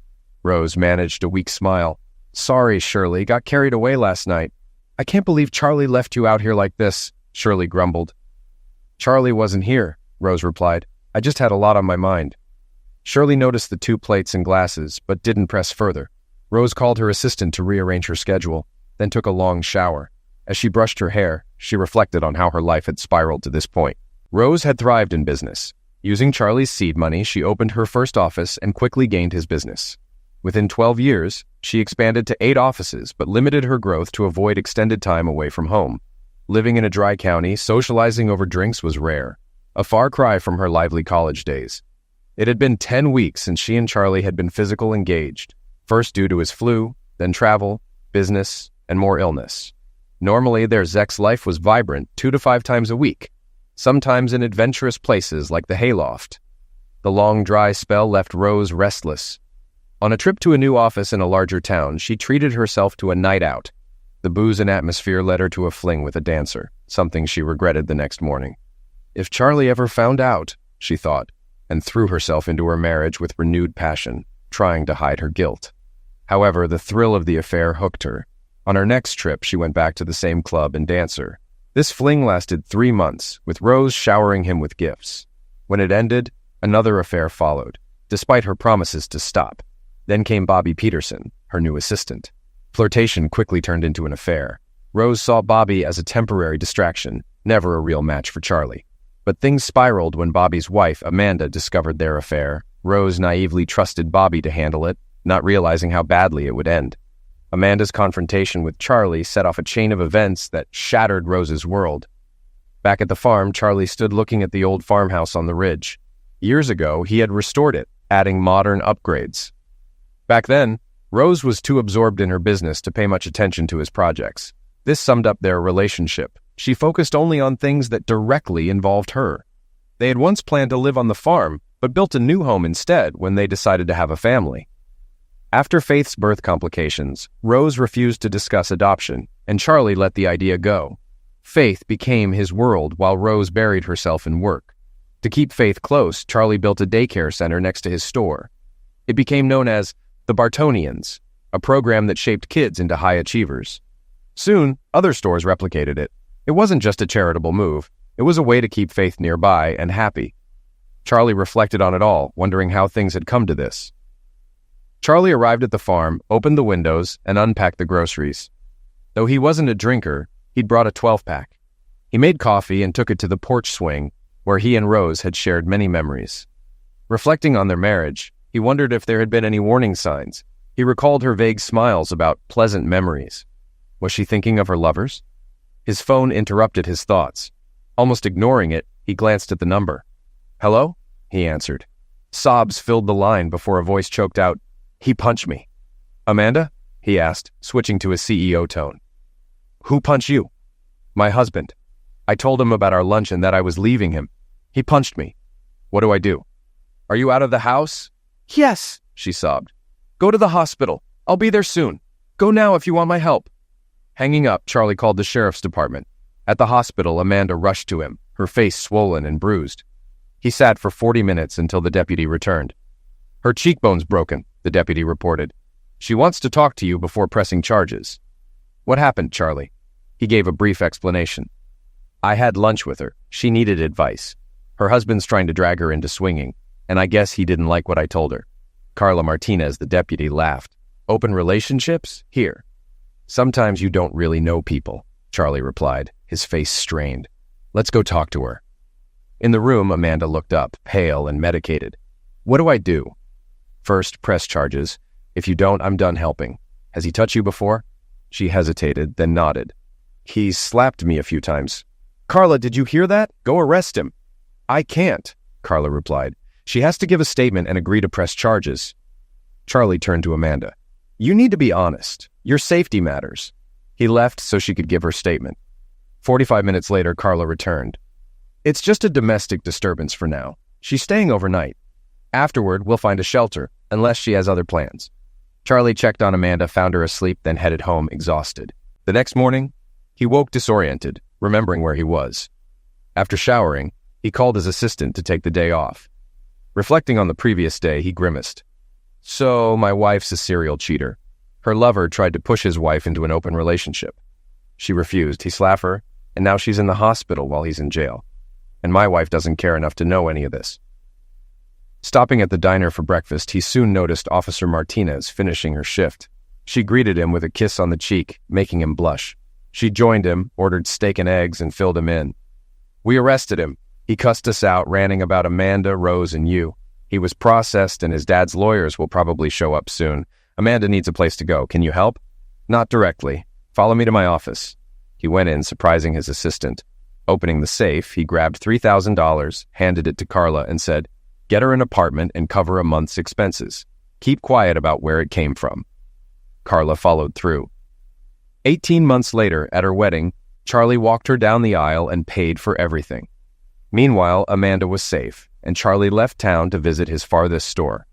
Back home, Rose waited for contact. After 2 weeks, she tried calling his cell and emailing him. No response. She felt lost, gained weight, and decided to return to the gym. One of her former lovers, a trainer, pulled her aside, and she confessed everything. "What did you expect?" he asked. "You weren't discreet. Why do you want him back?" "I love him," she pleaded. "Then get yourself together. Work out, and I'll call Gabriel to fix your hair. You've got some gray showing." She managed a small smile. "Dinner tonight? Not a chance. I'm married. Plus, your husband's not someone to cross." As she worked out, Rose realized he was right. She needed to warn her past lovers. Charlie sat on his farmhouse porch as rumors spread. The sheriff, Andy, stopped by for coffee. After some small talk, he addressed the situation. "People are talking. Rose looks terrible. This is about Amanda Peterson and her husband, right? He's in jail and Amanda's filed for divorce. So, what's going on?" Charlie told him the story, omitting some details. "Amanda opened my eyes. So yes, I'm covering her divorce costs. We've never been more than friends." Driving away, Andy reflected. He'd never imagined Rose cheating. This would hit Faith hard, as she'd always sided with Charlie. Andy hoped it wouldn't become a public mess. Rose was stunned when she received Charlie's email. She feared he might never contact her again. The email was blunt. Why? She replied with a long message, expressing love and pleading to meet. His response was a single word: why? This continued until he agreed to meet if she answered his question. After several drafts and help from a counselor, she sent her response. Charlie, this is the hardest thing I've ever written. I have no justification. I've seen a counselor, but in the end, I did it because I could. I never flaunted it, knowing how much it would hurt you. You could destroy me, but you won't because you're a good man. I never stopped loving you. Even during my mistakes, I wanted to come home to you. I would do anything to make this right. Please don't ask for details. It doesn't change the outcome. I love you, Charlie. Always. Rose. He read it 4 times, growing angrier. She did it because she could. Claims to still love me. Unbelievable. The line about whether it was 1 or 100 confirmed there were many affairs. That was all he needed to know. Charlie quietly left town and traveled to one of the cities where Rose had an office. Through his lawyer, he hired 2 of the top 3 private investigation firms in the area, just in case one found more than the other. He did the same in each of her office locations, paying well and offering bonuses for quick results. I want every detail. If you suspect anyone had an affair with my wife, dig as deep as needed, he instructed. The 2 firm owners later discussed his request.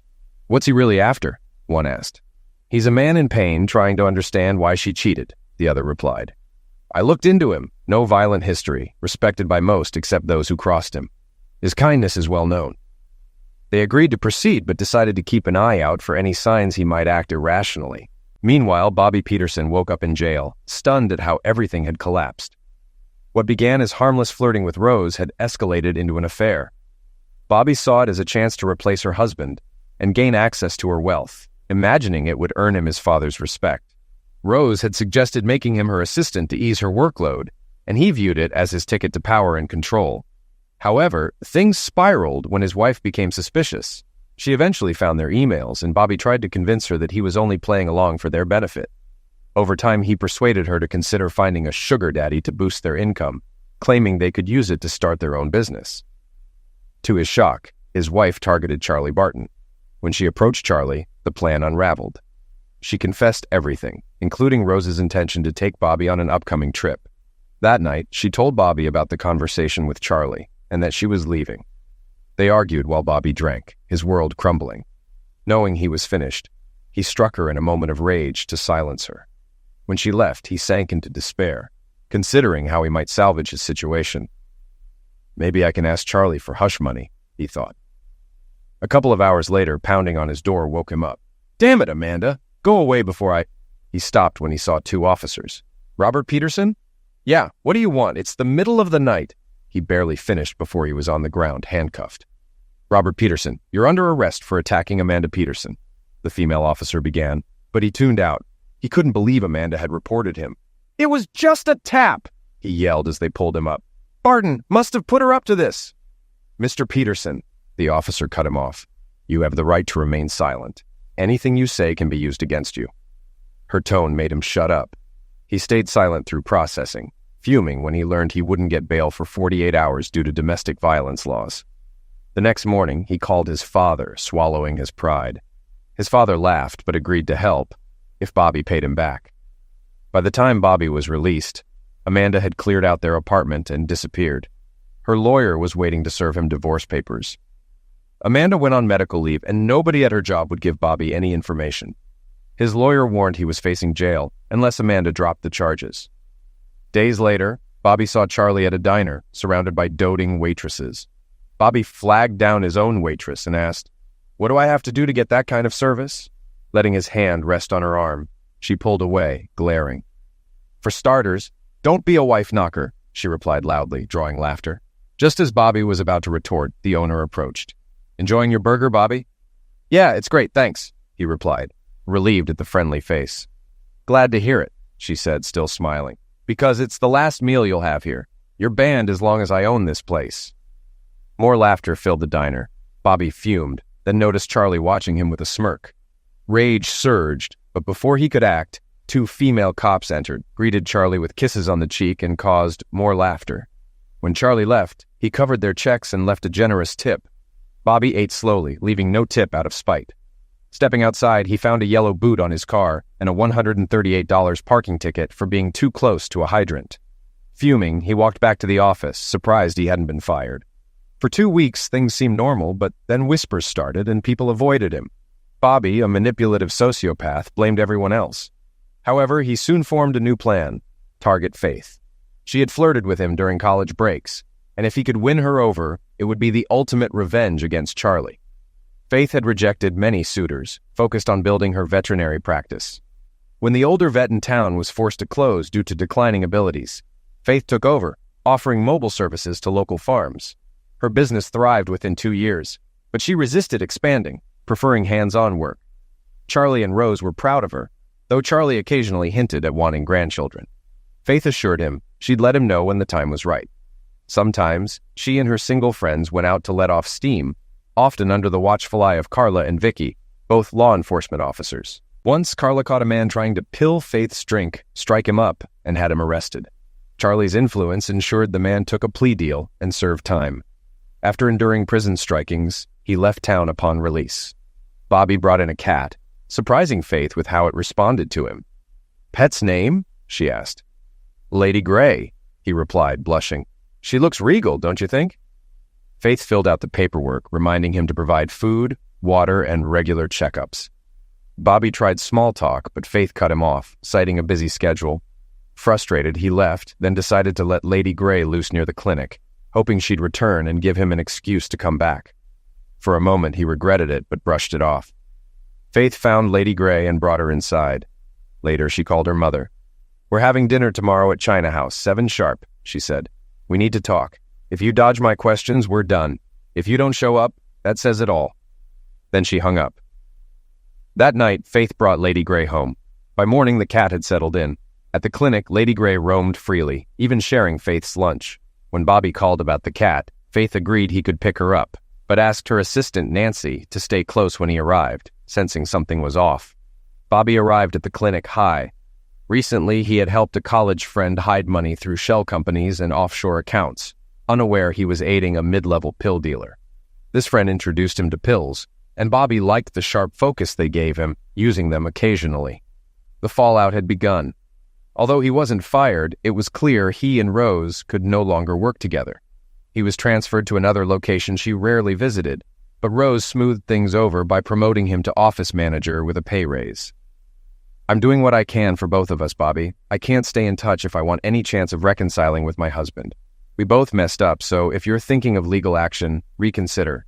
Amanda gave Charlie all our emails. I could spin this as a midlife crisis where you seduced me for money. We'd all lose, but you'd lose the most.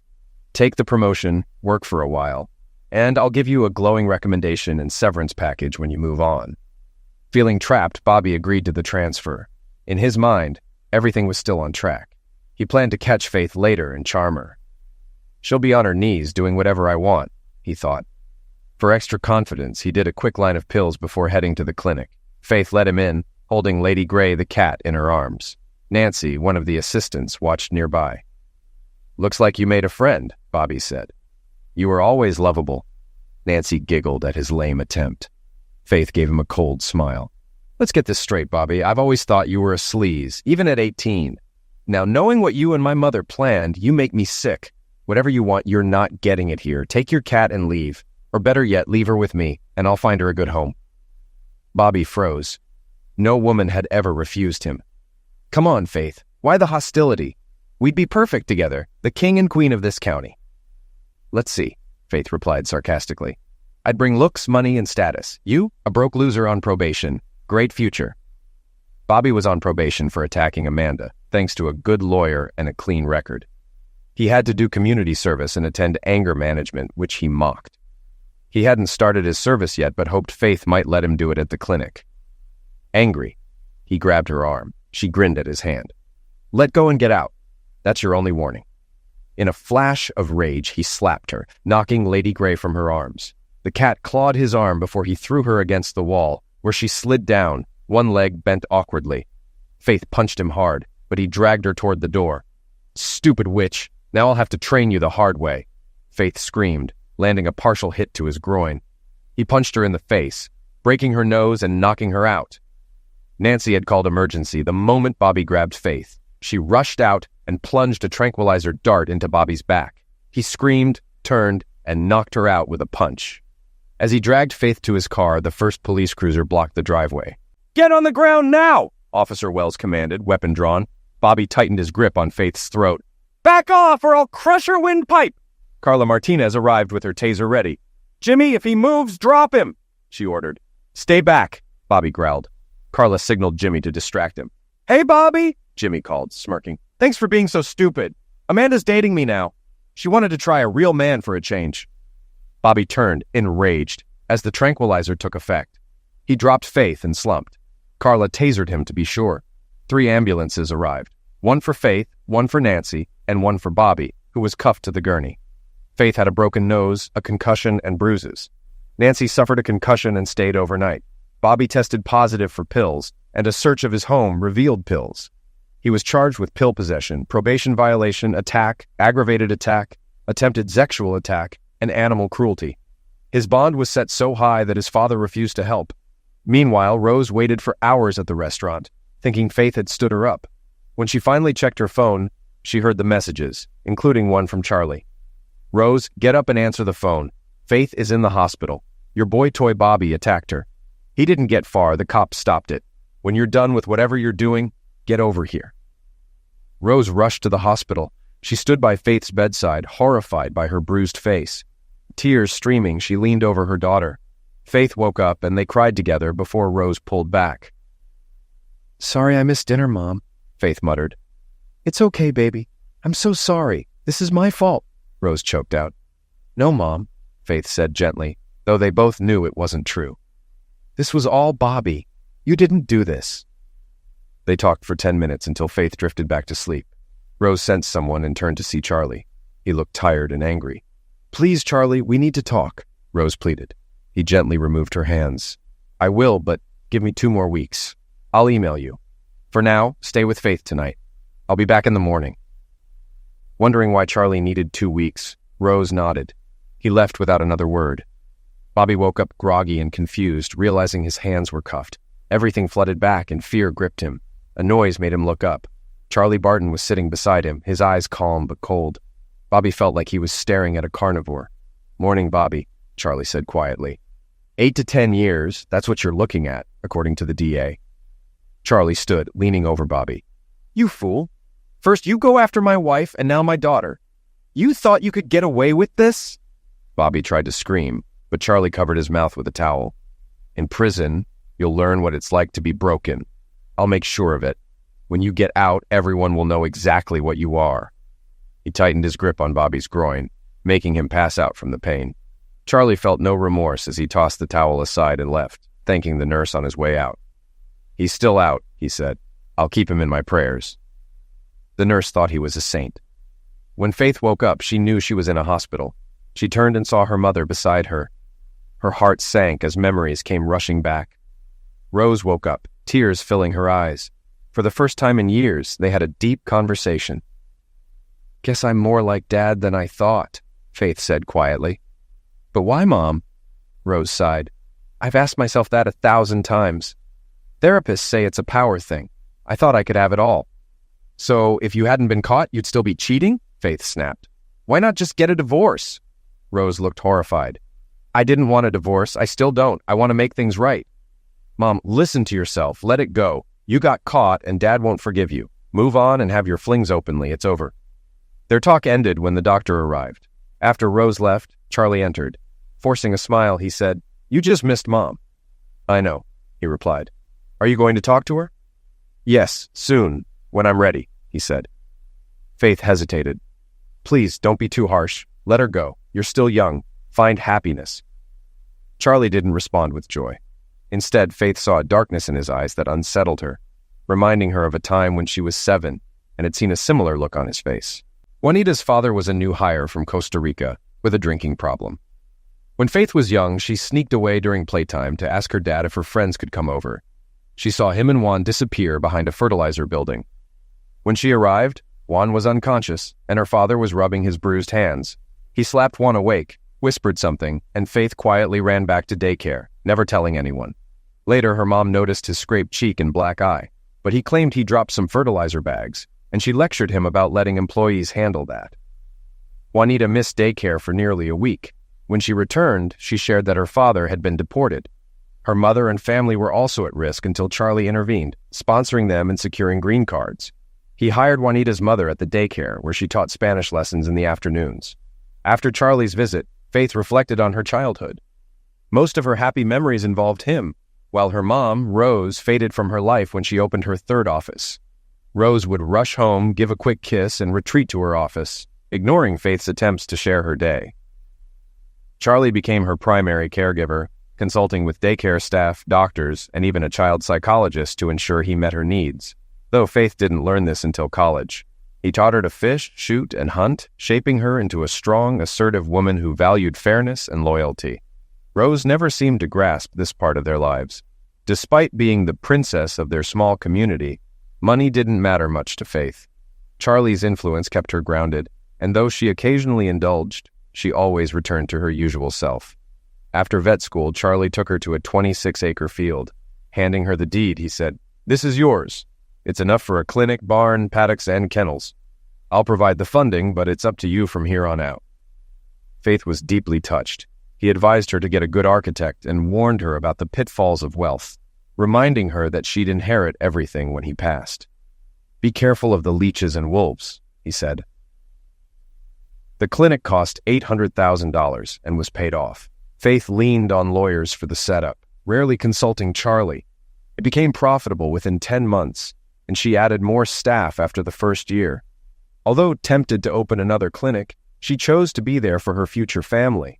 She knew any partner would need to handle her strong personality, but none of the men she had dated met her standards. Meanwhile, 2 private investigators finished 10 weeks of work on Rose's affairs, finding 5 lovers over 6 years. "He's going to flip," said Chuck. "Probably," replied the other. "But this is what he paid for."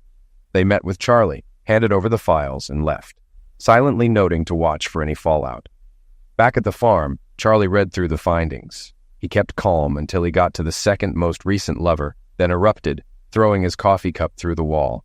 After a moment, he regained control, his face cold and resolute. At the conference table, Rose gripped the edges, knowing her chances were slim but hoping. The lawyers waited outside as Charlie wanted this private. She stood to embrace him, but he moved away. Not a good sign, she thought, but greeted him anyway. "Hi, Charlie, how are you?"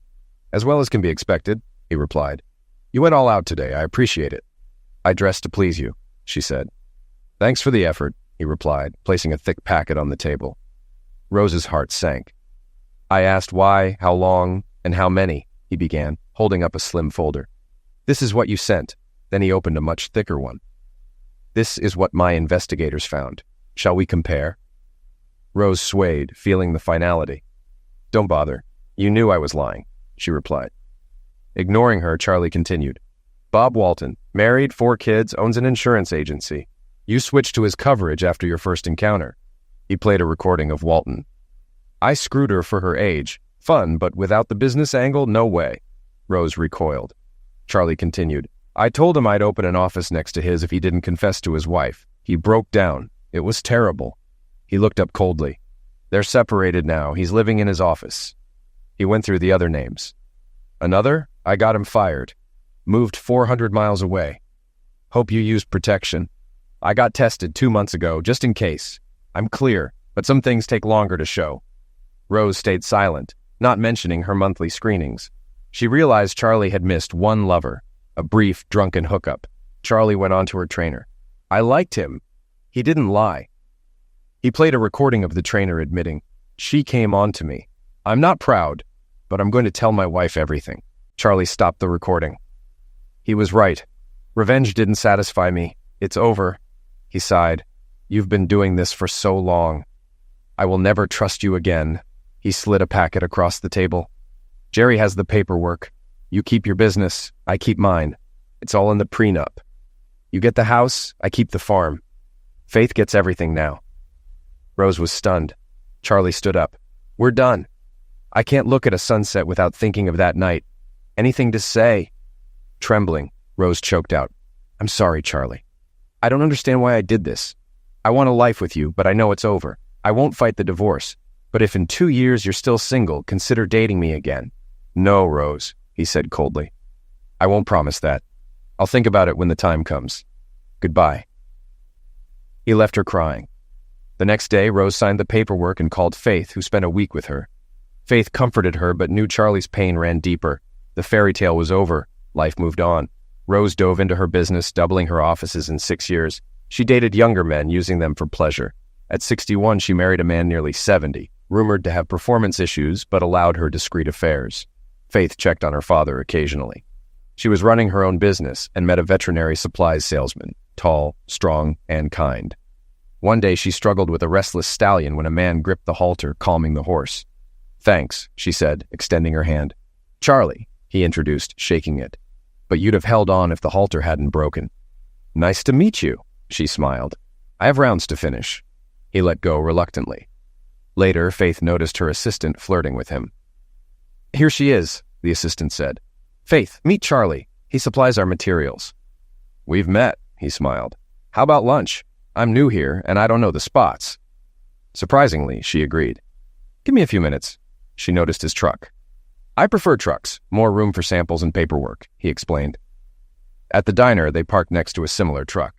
She took his hand, leading him inside. They approached a table where an older man sat with a young, pregnant woman. The woman paused her conversation. "Hey, Carla, just one more month to go," Faith greeted, then turned to the older man. "Dad, this is Charlie. He supplies most of our materials." She glanced at Charlie. "Meet my dad, your future father-in-law." Everyone except Faith looked stunned. "Just kidding," she smirked. "This is my dad, and this is just a lunch date." From then on, they stayed in constant contact, texting and talking. His next visit led to lunch, dinner, and a long makeout session in his truck. When he returned again, Faith cleared her weekend for him. Their time was passionate, making love all over her house. Late Saturday night, they went to the family farm. Charlie, a light sleeper, heard them arrive. Recognizing Faith's truck, he headed toward the barn. Hearing giggles from the loft, he smiled and went back to bed. The only sign of their visit the next morning was the open hay doors. When word spread that Charlie was single, offers poured in, but he politely declined them. He dated casually while out of town, but nothing serious. 10 months before turning 60, his gate buzzed. Annoyed, he answered, "Who is it?" "It's your cousin Cindy. Open the gate. My car might quit any minute." "I don't remember a cousin Cindy. Not by blood, by marriage, Devon's wife. I have kids with me. Are you letting us in or not?" He hesitated. Devon had tried to cheat him once, but there were kids involved. He opened the gate, and an old minivan sputtered in. 3 kids rushed out, needing the bathroom. A 13-year-old girl stepped out, looking just like Faith at that age. Cindy followed, scared but determined. "I'm at the end of my rope. Devon took the good car, all our money, and disappeared. I pawned my rings for gas. I didn't expect such bad mileage. It took every cent to get here." The youngest fussed, and the 13-year-old asked Charlie if they could have food for the baby. Shocked to learn they hadn't eaten since the previous day's lunch, he led them to the kitchen. "I have cheese and crackers. Give them to the kids. Feed the little one some cereal. It'll fill her up. Your mom and I will handle dinner." He had planned to smoke a pork loin, but decided to grill it instead. He found a dozen ears of corn left by a neighbor and grilled them too. Cindy and Faith prepared tea, lemonade, and slaw, while Faith microwaved potatoes. In 45 minutes, dinner was ready. As the kids ate hungrily, Charlie seethed at his cousin for leaving them in this state. After dinner, he went to the barn and called John Goines, the new county sheriff and a retired SBI agent. 10 months before the upcoming election, Charlie had approached Goines asking, "Are you running again?" "I want to, but I'm not sure I'll get enough support." Charlie looked him in the eye. "Are you a good man who will uphold the law and not betray a friend?" "I am," Goines said confidently. "I don't want you to be my man, but the county's man. Meet with these campaign planners and then let me know." Goines met with them, saying, "This will need a lot of money." "It's covered," they replied. "Different groups have made large contributions." "Why is Charlie doing this?" Goines asked. "I'm not interested in being his puppet. He just wants you as sheriff." Billboards went up, worrying Sheriff Andy. In the last election, Charlie had backed him, which was crucial. But this time, Charlie stayed silent. As the race tightened, Andy visited Charlie. He saw kids playing and a young woman bringing out tea. "She's a bit young for you, isn't she?" Andy joked. "She's Devon's wife," Charlie replied coldly. "He left them. I'm helping them. What do you want, Andy?" "Goins has momentum. I need your support and some money. Those ads are pricey." Charlie stayed calm. "Save your money. Retire when your term ends. You won't hold another public office here." Andy was stunned. "Why would you do this? We've been friends forever." One of the investigators Charlie had hired recognized Rose as a frequent guest at high-end hotels, once seen with Andy. The two disappeared for the weekend. Charlie turned off the recording and looked at Andy. "You were my best friend, and you still betrayed me. We're done. Only talk to me if it's official. Think about how you'll handle the fallout if this ever gets out. Now leave." Andy left, pale. Cindy came out with more tea. "Was the sheriff crying?" she asked. "Probably dust," Charlie replied, as the youngest child climbed onto his lap. "Don't get too close, Charlie. We'll be leaving soon," Cindy said. "You keep saying that, but you're still here," he smiled. "What are you doing with the housekeeping salary? I know you registered the kids for school using my address." Her temper flared. "If I had enough money, we'd leave. You've trapped us, just like Devon did." This struck a nerve. Charlie got up, went inside, and returned with a $5,000 check. "On your way to deposit this, stop at the Jeep dealership. Take what they offer. It's covered. Use this money to get settled. Start at the store Monday. It's not much, but enough to get by, and the kids will get free daycare. Can you be out by Friday?" Cindy hadn't expected this. She thought rattling him would make him pay more attention. As she considered her response, she noticed her daughter watching. Cindy had named her after Charlie's daughter, hoping for a bright future. Faith and Grace, the youngest, bonded with Charlie. He even took Junior Faith to meet Faith Sr., who suggested calling her Junior to avoid confusion. The nickname stuck. Cindy softened. "We don't have to rush, Charlie." "No, you're right. I was getting too attached. Better to handle it now."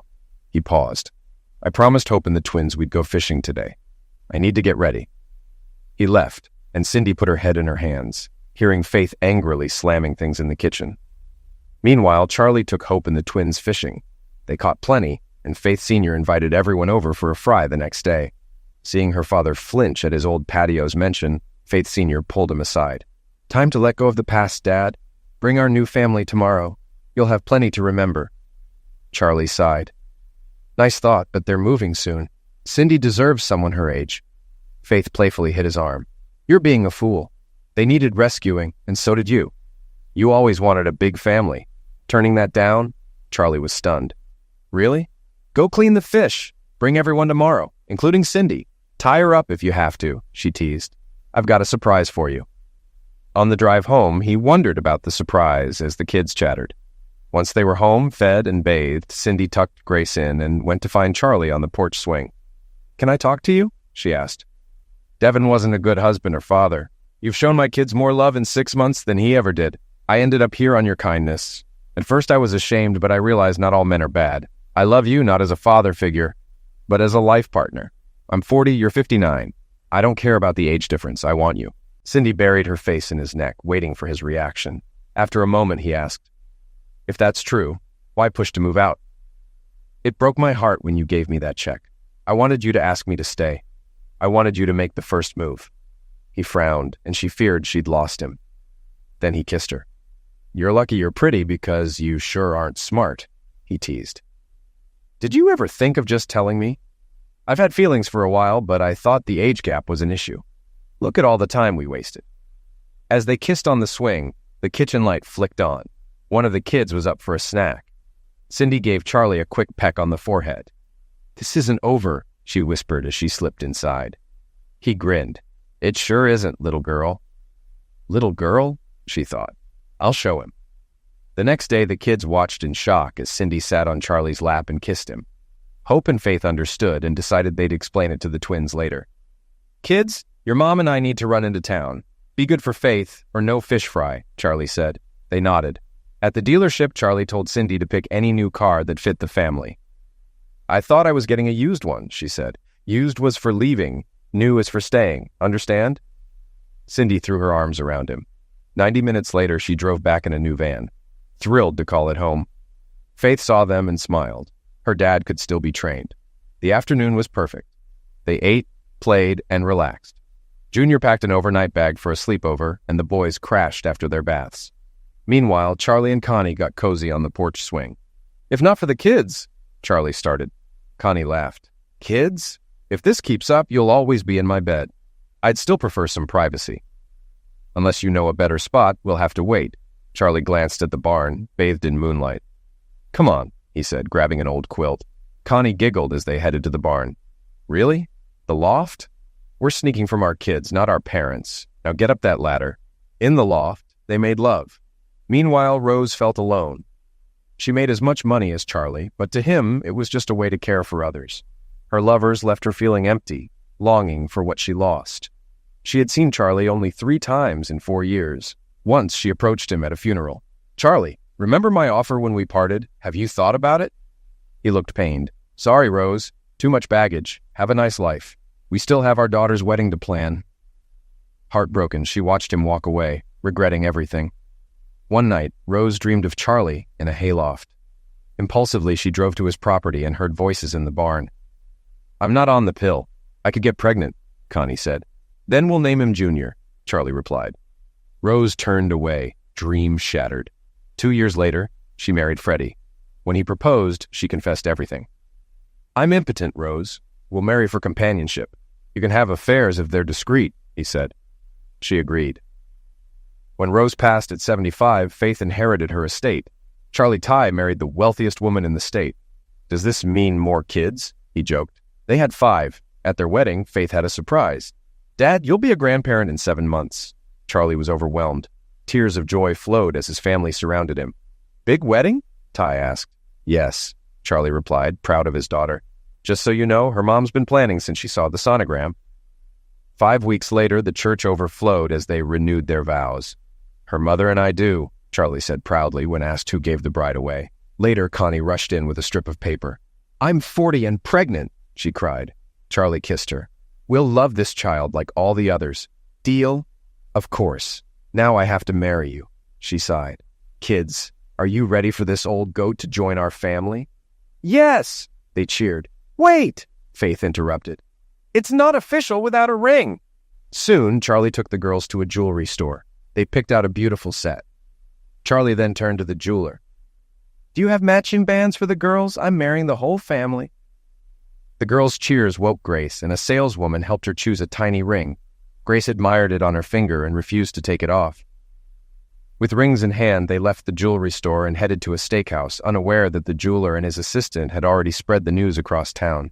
At the restaurant, whispers of excitement spread as an elderly woman approached their table. "Is it true, Charlie?" she asked. "Yes, Mabel, meet my daughters, Faith, Hope, and little Grace. They'll need some lessons. Do you have time for them?" After chatting briefly, they left, knowing they'd soon be the talk of the town.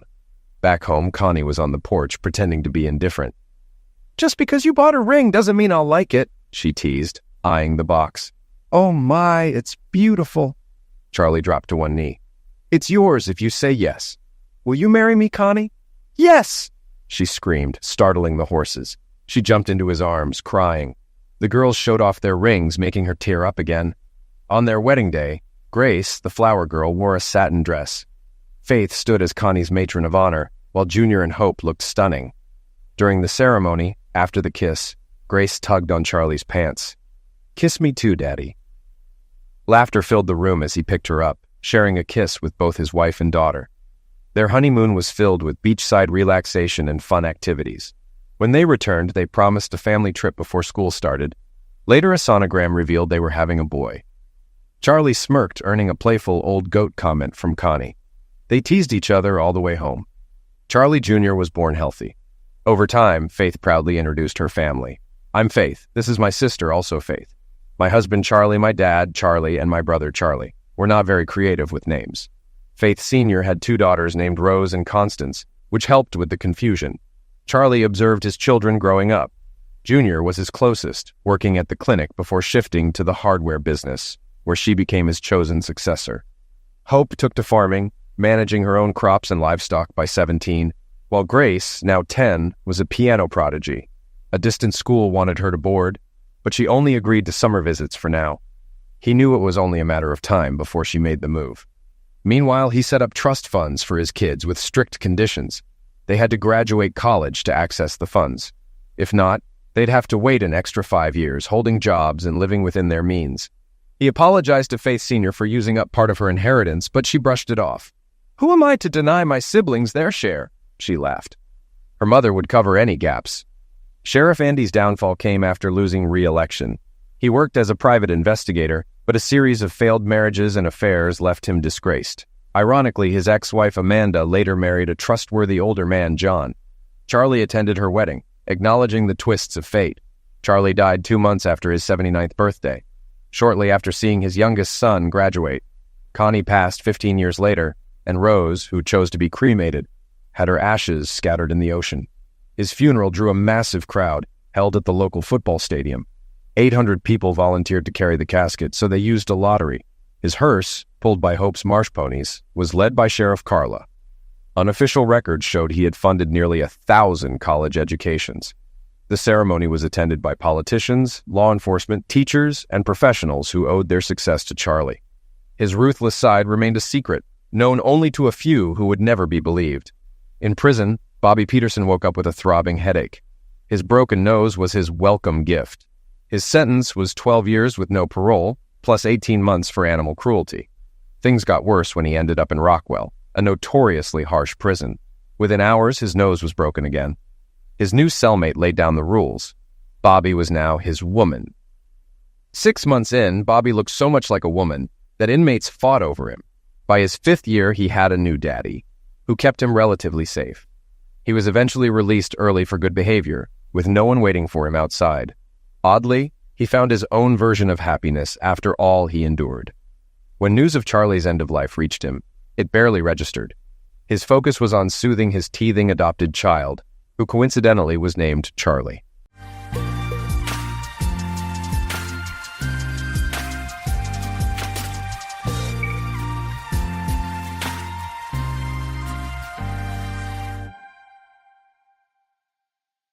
You never really think it'll happen to you, do you? I mean, all those stories you hear about people cheating on their spouses, ruining lives, ripping families apart, it's the kind of stuff you imagine happens to other people. Not me. Not John, the guy who works his ass off at a corporate job to make sure his family has everything they need.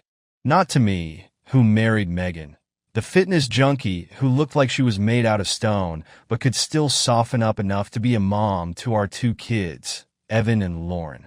Our life wasn't perfect, but we were doing all right. Or so I thought. Megan, well, she was a fitness instructor. You know the type. Always in those skin-tight yoga pants, spending every waking moment at the gym, and making you feel guilty for grabbing that extra slice of pizza. Meanwhile, I was the typical desk jockey, slaving away at a corporation that couldn't care less about its employees as long as the numbers looked good at the end of the month. Things started going south when Megan kept talking about how tired she was. She'd come home, flop down on the couch, and complain about feeling like she was dragging all the time. At first, I didn't think much of it. She was always pushing herself hard at the gym, always running from one training session to the next. Fatigue made sense, but then the complaints got more serious. She wasn't just tired, she was sick. So, of course, she went to the doctor. I wasn't expecting the phone call I got that day, though. Megan sounded off, almost panicked. "I need to talk to you when I get home," she said. That's it. Nothing else. Just left me hanging with my stomach doing flips, wondering what the hell was going on. When she finally got home, the first words out of her mouth hit me like a sledgehammer. "I have an STD," she said, just like that. No lead up, no sugarcoating, nothing. I blinked. "What?" "A sexually transmitted disease, John. The doctor ran some tests, and that's what it is." Now, here's where most guys would probably lose their cool, throw a tantrum, maybe even start throwing accusations right away. But I just stood there, stunned, trying to process what she was telling me. Megan had an STD. My wife had an STD. The next thing the doctor tells me is that I should get tested too, just to be sure. And you know what? Sure enough, the results came back positive. I had it too. That little fact turned our marriage from a shaky platform to full-on quicksand. The trust, the foundation of everything, was gone just like that. Megan, though, she didn't even flinch. She immediately turned the tables on me. "This is your fault," she snapped the moment we were alone. "Who the hell have you been messing around with?" I stood there in complete disbelief. Me? Cheating? I'd been nothing but faithful to this woman. And here she was, pointing fingers at me, as if I was the one who had been sneaking around. I could feel the anger rising in my chest, but I tried to stay calm. "Megan, are you serious right now? I haven't been with anyone but you. How could you even say that?" But she didn't stop. Megan could be relentless when she wanted to be, and that night, she was out for blood. Every little thing I'd done in the last 6 months got thrown back in my face. I didn't pay enough attention to her. I worked too much. I didn't support her gym goals enough. You name it, it was suddenly my fault. In the middle of her rant, it hit me. Her distance, her late nights at the gym, the sudden new outfits she'd start wearing after work. It all started to make sense. This wasn't my fault. Megan was hiding something, and it wasn't just her gym routine. I kept my cool that night, but in my mind, things started clicking into place. I wasn't stupid. I knew the signs. I'd just been too wrapped up in work and the kids to see what was going on right under my nose. And then there was Jenny, Megan's best friend. Jenny was over all the time, practically part of the family at this point. But lately, I'd noticed something odd. Megan and Jenny always seemed to have these secret little conversations. They'd disappear into another room, leave me sitting in the living room with the kids like some kind of idiot. It started nagging at me. What were they talking about that was so private? I couldn't shake the feeling that something was off. And it wasn't just Megan's sudden paranoia about me cheating. It was the way she'd gotten colder over the last few months, like she was always a little bit checked out. There was always an excuse. Late at the gym, a client that needed extra help, a friend's emergency. Still, I tried to push through. We had kids, after all. Evan, 10, and Lauren, 7. Sweet kids, but smart. They could feel the tension between us, especially Lauren. She'd look up at me with those wide eyes, asking why Mommy and Daddy were always fighting. I'd sit with her, read her a story, or help her with homework, all the while trying to pretend that everything was fine. But it wasn't. I knew it, and deep down, Megan knew it too. So here we were, two adults barely talking to each other, stuck in the same house, pretending like our marriage wasn't a sinking ship. I could feel the cracks widening every day, but Megan wasn't about to admit to anything. No, she was the victim, the one who'd been wronged, the one who needed me to confess to something I hadn't done. But I wasn't the one hiding something. She was, and I was going to find out what it was. It didn't take long for the doubts to start creeping in. After the whole STD bombshell, Megan got more defensive, more secretive. The woman who used to leave her phone lying around now kept it glued to her side. Always texting, always flipping her screen down the second I got close. I'd catch her in the middle of a message, and she'd act like it was no big deal, brushing it off with a quick smile. "What, you think I'm hiding something?" she'd say, eyes challenging me. It was the same bullshit every time, turning the suspicion back on me as if I was the one sneaking around. Then there was the gym. Megan had always been a gym rat, but now it seemed like her second home. Hell, maybe even her first. She was always there, weekends, late evenings, times she never used to go. It was as if she was avoiding being at home with me and the kids, and it wasn't subtle either. One Saturday morning, I decided to test the waters. I casually mentioned that I wanted to start working out more, get back in shape. I could see her eyes widen for just a split second before she plastered on that fake supportive smile. "Oh, that's great, John. But, maybe not today. I've got a really busy schedule with clients. It'd be hard to fit you in." Fit me in? We were married, for Christ's sake. I didn't need to be fit into her schedule. The excuses kept coming. Every time I suggested going with her, she had a reason why it wasn't convenient. A client needed her extra attention, the gym was packed, or she just didn't feel like being distracted. Distracted by me, apparently. I knew what was up. I wasn't born yesterday. I mean, no one spends that much time at the gym unless they're trying to avoid someone or something. Or, in her case, trying to sneak around. That's when I decided I couldn't keep playing dumb. I needed answers. And if Megan wasn't going to give them to me, I'd find them myself. Hiring a private investigator wasn't a decision I took lightly. But at this point, I was done with her games. I needed the truth, and I needed proof. So I called Michael, recommended by a friend of a friend. He specialized in this kind of thing, and I didn't have any problem trusting him with this dirty job. Michael didn't waste any time. Within 2 weeks, he had everything I needed. I remember the day he handed me the manila envelope, thick with evidence. My stomach dropped as I opened it, knowing that whatever was inside would confirm what I already knew but wasn't ready to face.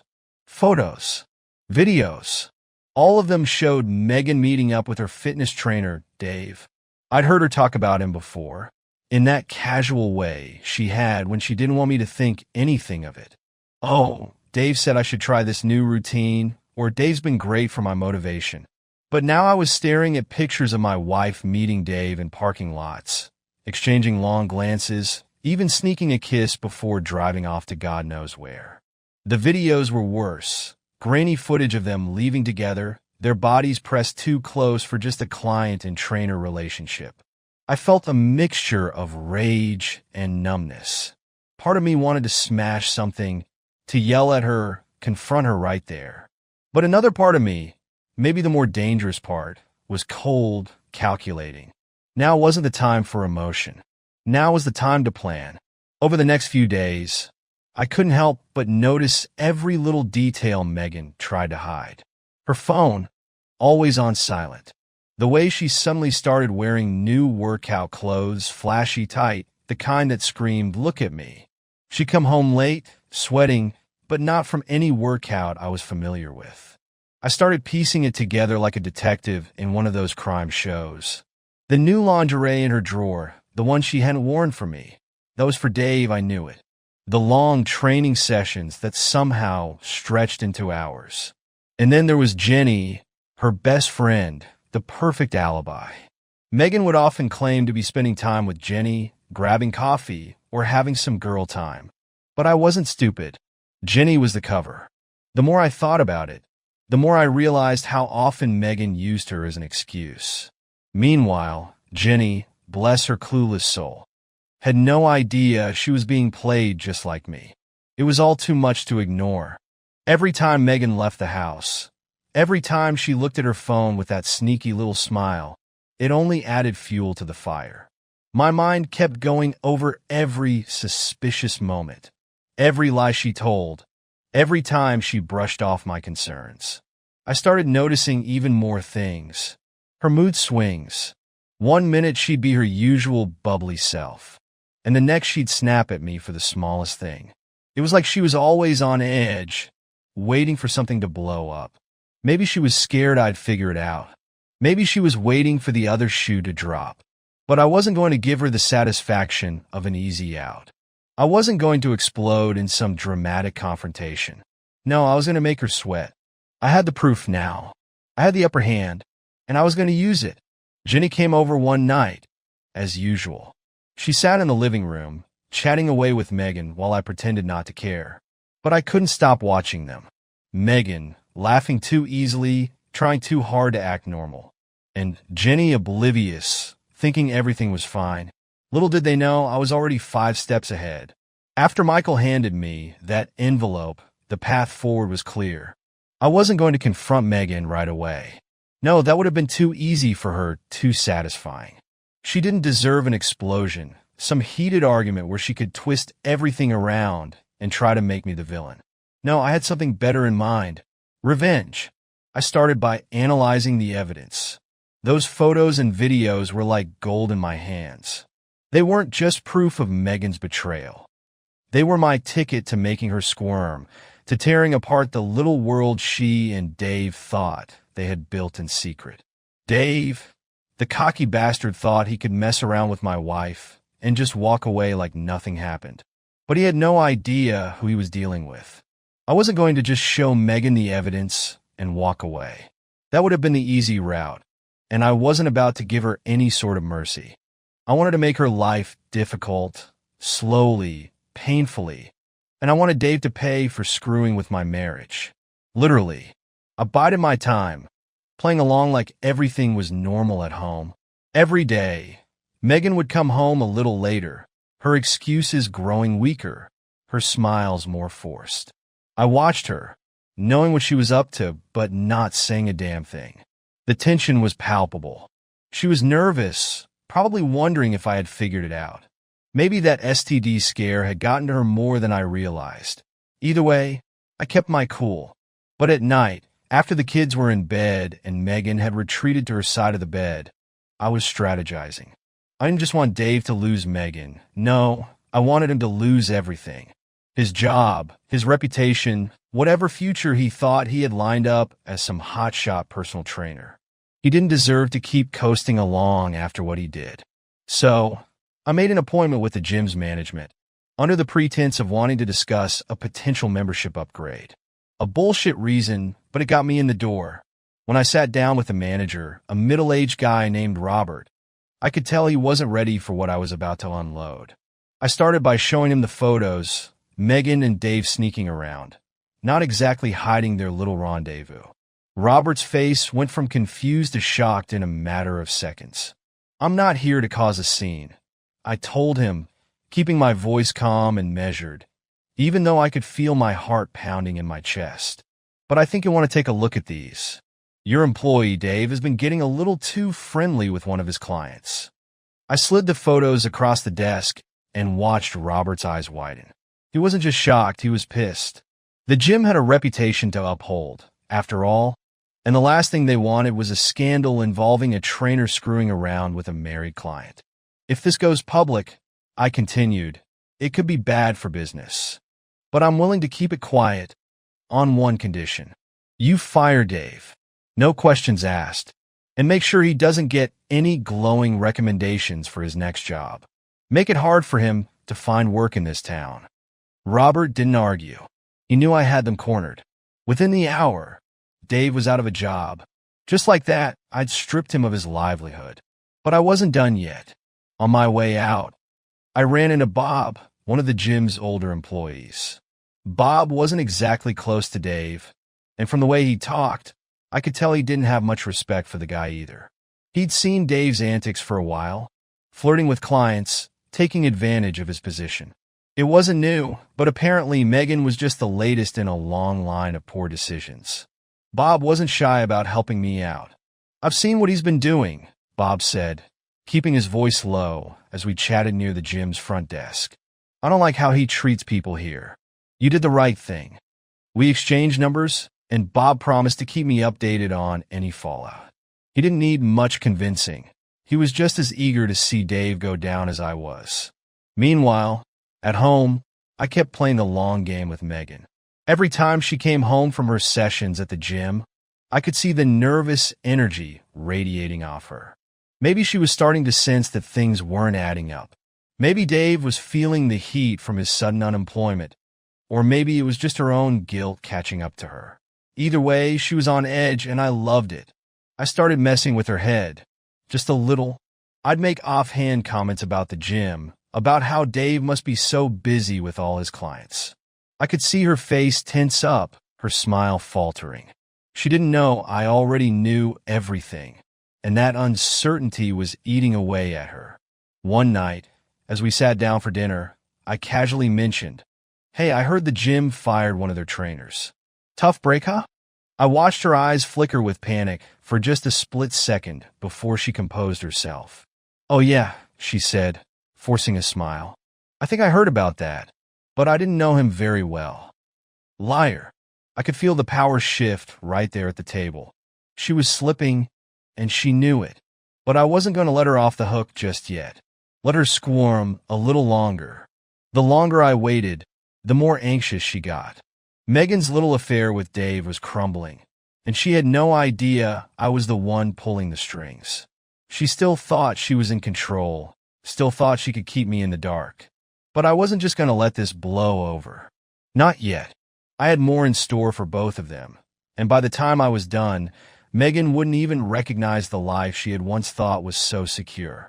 This wasn't just about getting even. It was about making sure she knew deep down that she had messed with the wrong man. And I was just getting started. I'd already destroyed Dave's career, and Megan was teetering on the edge, though she didn't know it yet. But I wasn't done. Not by a long shot. There was one more move I needed to make. Something more personal, something that would cut even deeper. That's where Jenny came in. Jenny had always been around. Megan's best friend since college. She was over at our house constantly, popping by for drinks, dinner, or just to gossip with Megan about whatever drama was going on in their little circle. At first, I hadn't thought much of her. She was nice enough, and we got along, but I never paid her any special attention. But recently, after everything that had gone down with Megan, I started noticing things. The way Jenny's eyes would linger on me just a little too long. How her laugh would come a bit too easily whenever I cracked a joke. Maybe it was all in my head, or maybe it was real. But one thing was certain, she was attracted to me.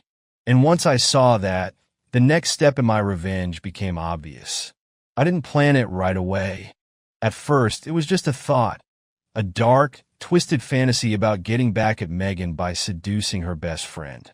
But the more I thought about it, the more it seemed like the perfect move. If I could have Jenny, if I could sleep with her and make it clear that Megan's betrayal wasn't just one-sided, it would crush her. She would lose her husband and her best friend all in one blow. The opportunity came one Friday evening when Megan was out at the gym, probably meeting up with Dave. Not that he was much help to her now that he was unemployed. Jenny came over for what seemed like a casual visit, just a glass of wine and some idle chatter. But as soon as she walked through the door, I could feel the tension in the air. I played it cool, keeping the conversation light at first. We sat on the couch, a bottle of wine between us, and talked about everything and nothing. But there was something different in Jenny's demeanor that night.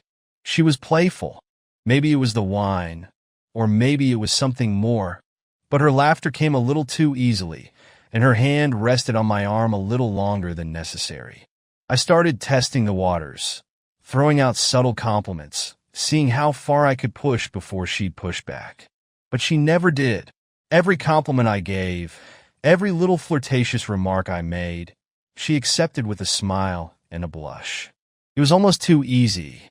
At one point, Jenny made some joke about how Megan's lucky to have you. And that's when I knew I had her. I leaned in a little closer, letting my voice drop to that low, conspiratorial tone that makes things feel more intimate. Lucky, I said with a smirk. I don't know about that. Sometimes I wonder if she even notices I'm still around. Jenny's eyes met mine, and there was something unspoken there, a connection we both understood but didn't need to put into words. She bit her lip, clearly unsure of what to say, but the way she looked at me said enough. She was intrigued. She was interested. I slid closer to her on the couch, letting my knee brush against hers. She didn't move away. You know, I said, keeping my voice soft, sometimes I think it's nice just to talk to someone who actually sees me.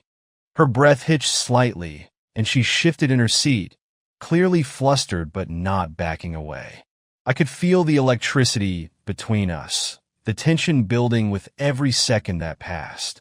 And then, without thinking, no, scratch that, I knew exactly what I was doing. I reached out and tucked a strand of hair behind her ear, letting my fingers graze her cheek. Jenny froze, her eyes wide, but she didn't pull away. "You're beautiful," I murmured, leaning in just a fraction closer. Her lips parted slightly, her breath shallow, and in that moment, I knew she wanted it as much as I did. The next move was hers. She could pull away, laugh it off, pretend like this wasn't happening. Or she could lean into it, let it happen, and she leaned. Before I knew it, her lips were on mine, soft and hesitant at first, but growing more confident with each passing second. I kissed her back, feeling a surge of satisfaction, not just from the physical act, but from knowing what this would mean for Megan when she eventually found out. We didn't waste any time after that.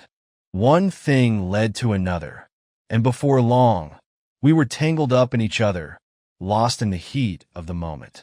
It wasn't love, not by a long shot. It wasn't even lust.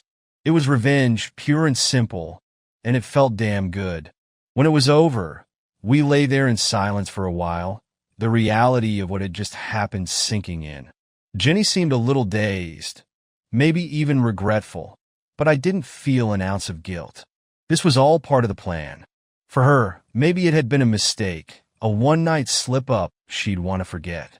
But for me, it was a calculated move, a way to humiliate Megan on a deeper level, to take something from her that she would never be able to get back. I could see the guilt start to creep into Jenny's eyes as she pulled her clothes back on, fumbling with her blouse as if she was suddenly ashamed of what we'd done. But I didn't say anything to reassure her. I didn't need to. I had gotten what I wanted, and that was enough. As she left, she hesitated at the door, her voice soft and uncertain. This stays between us, right? I gave her a smile, that cold, calculated one I'd been perfecting over the past few weeks. Of course, our little secret. She nodded, but I could see the doubt in her eyes. Maybe she already knew that secrets like this never stay buried for long.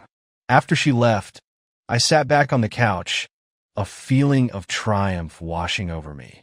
Megan was still out, oblivious to the fact that her husband and best friend had just betrayed her in the most intimate way possible. She thought she was in control, thought she could keep up her little charade with Dave. But when she eventually found out about Jenny and me, it would destroy her. And I couldn't wait to see the look on her face when it all came crashing down. The beauty of it all? Megan was still completely unaware, still carrying on with her life as if nothing was wrong.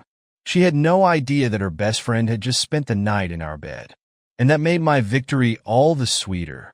I knew the moment had come. After weeks of letting Megan squirm, playing her own guilt and paranoia against her, it was time to pull the plug. The satisfaction I'd been waiting for, the final blow that would shatter her world, was right in front of me. It was a Friday night, and the kids were asleep. I'd been thinking about this confrontation for days, running it over in my head, imagining how it would go down. Part of me wanted it to be a screaming match, the kind where all the pent-up frustration and anger could finally spill out. But the colder, more methodical part of me knew that staying calm, staying detached, would hurt her more. If she thought she could manipulate me, twist things to make herself the victim, I'd shut that down immediately. I found her in the living room, scrolling through her phone, probably texting Dave. The thought of it made me sick, but I kept my face blank. She looked up as I entered the room, her expression neutral. She hadn't a clue what was coming. "Megan," I said, my voice low and steady. "We need to talk." There must have been something in my tone, because her eyes flickered with a bit of nervousness. "What's going on?" she asked, setting her phone down, but not too far. Always keeping it close. I didn't waste any time. I pulled out the envelope Michael had given me weeks ago, the one filled with photos and videos of her and Dave sneaking around like a couple of horny teenagers. I tossed it on the coffee table between us. She stared at it, not moving, her face frozen. "What's that?" she asked, her voice already starting to crack. She knew. Deep down, she knew what was inside. "Open it," I said, crossing my arms as I leaned against the back of the couch. My heart was pounding, but I kept my voice calm, emotionless. Megan's hands trembled as she reached for the envelope.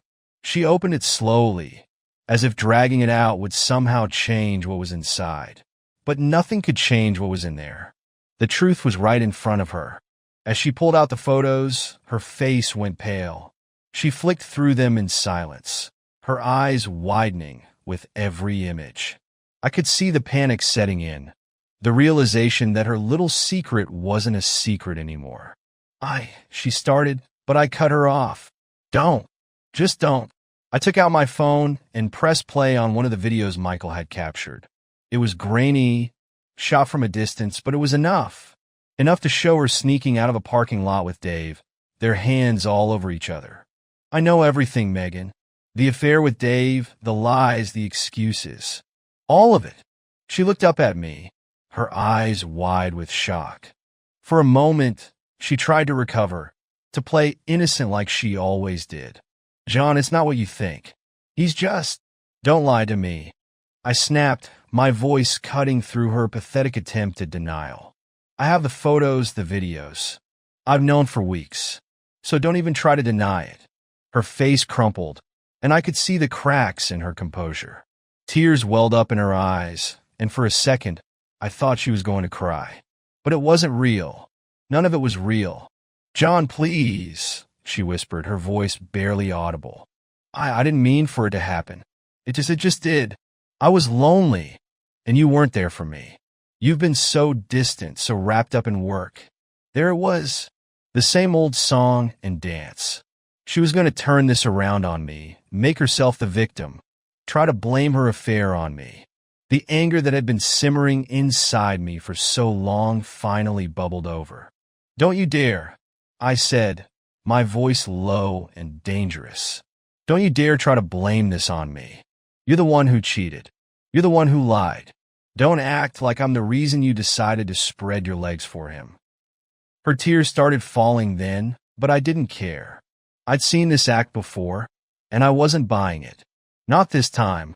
I'm filing for divorce, I said, my voice cold and final. And I'm going to fight for full custody of the kids. At that, her sobbing got louder. No, John, please. We can work this out. Think about Evan and Lauren. They need us both. I am thinking about them, I said sharply, which is why I'm going to make sure they don't have to grow up in a house with a cheating mother. Megan collapsed onto the couch, her head in her hands, sobbing uncontrollably. I could feel the tiniest bit of satisfaction, but it wasn't enough. Not yet. Just when I thought it was over, the front door creaked open, and Jenny stepped inside. I hadn't expected her to show up tonight, but in a twisted way, it was perfect timing.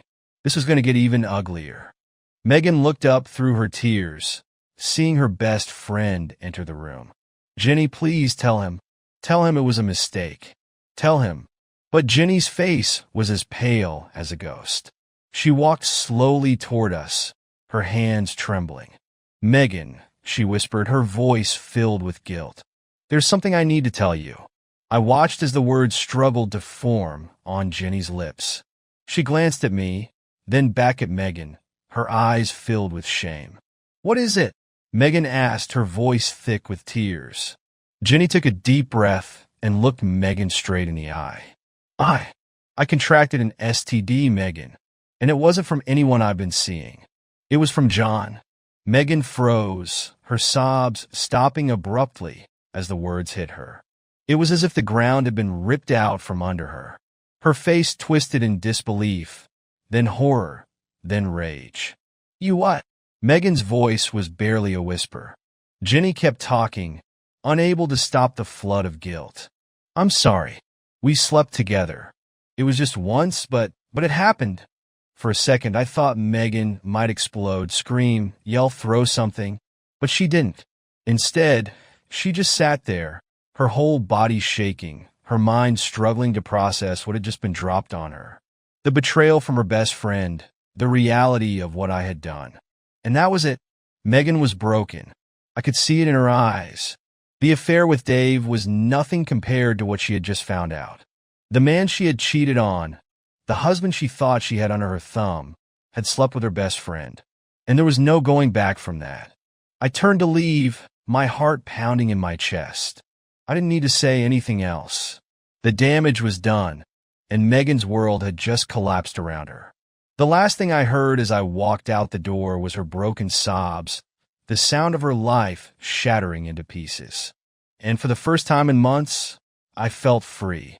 The day the divorce was finalized felt like stepping into the sunlight after years of living in a dark, suffocating tunnel.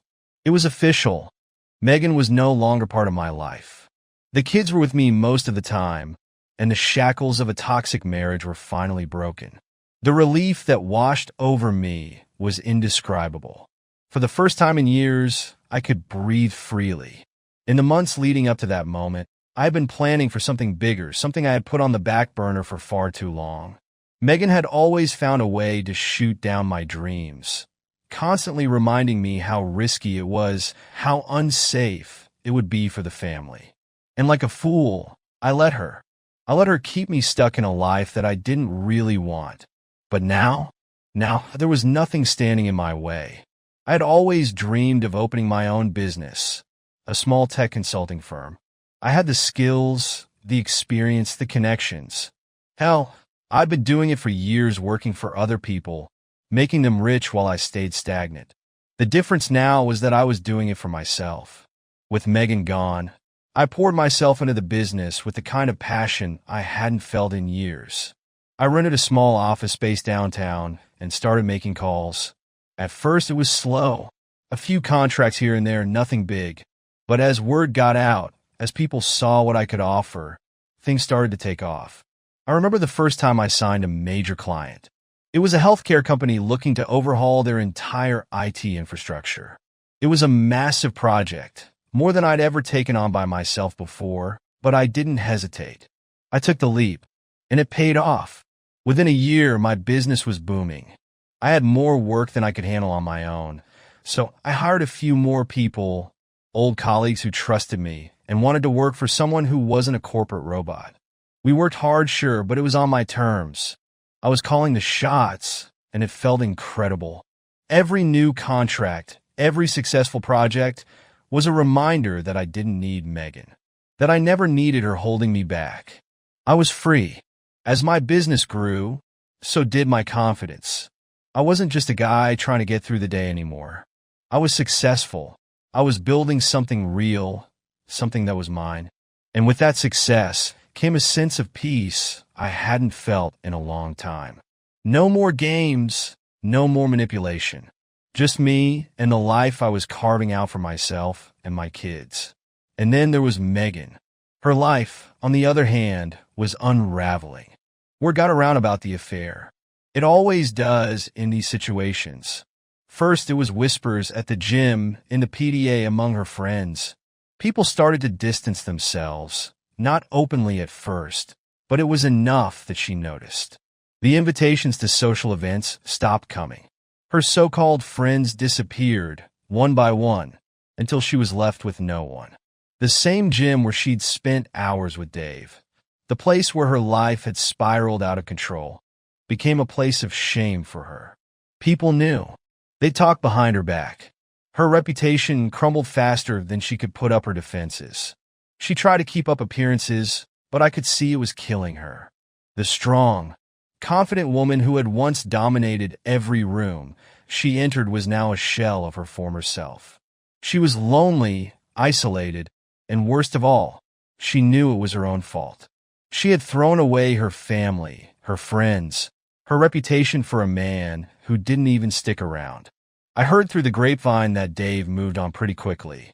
He found another job in a different town, probably because he couldn't face the fallout of what happened either. And Megan?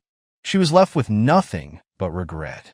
The few times we had to communicate, mostly about the kids, she seemed broken. The sharp, biting remarks that once came so easily from her were gone. She barely even looked me in the eye.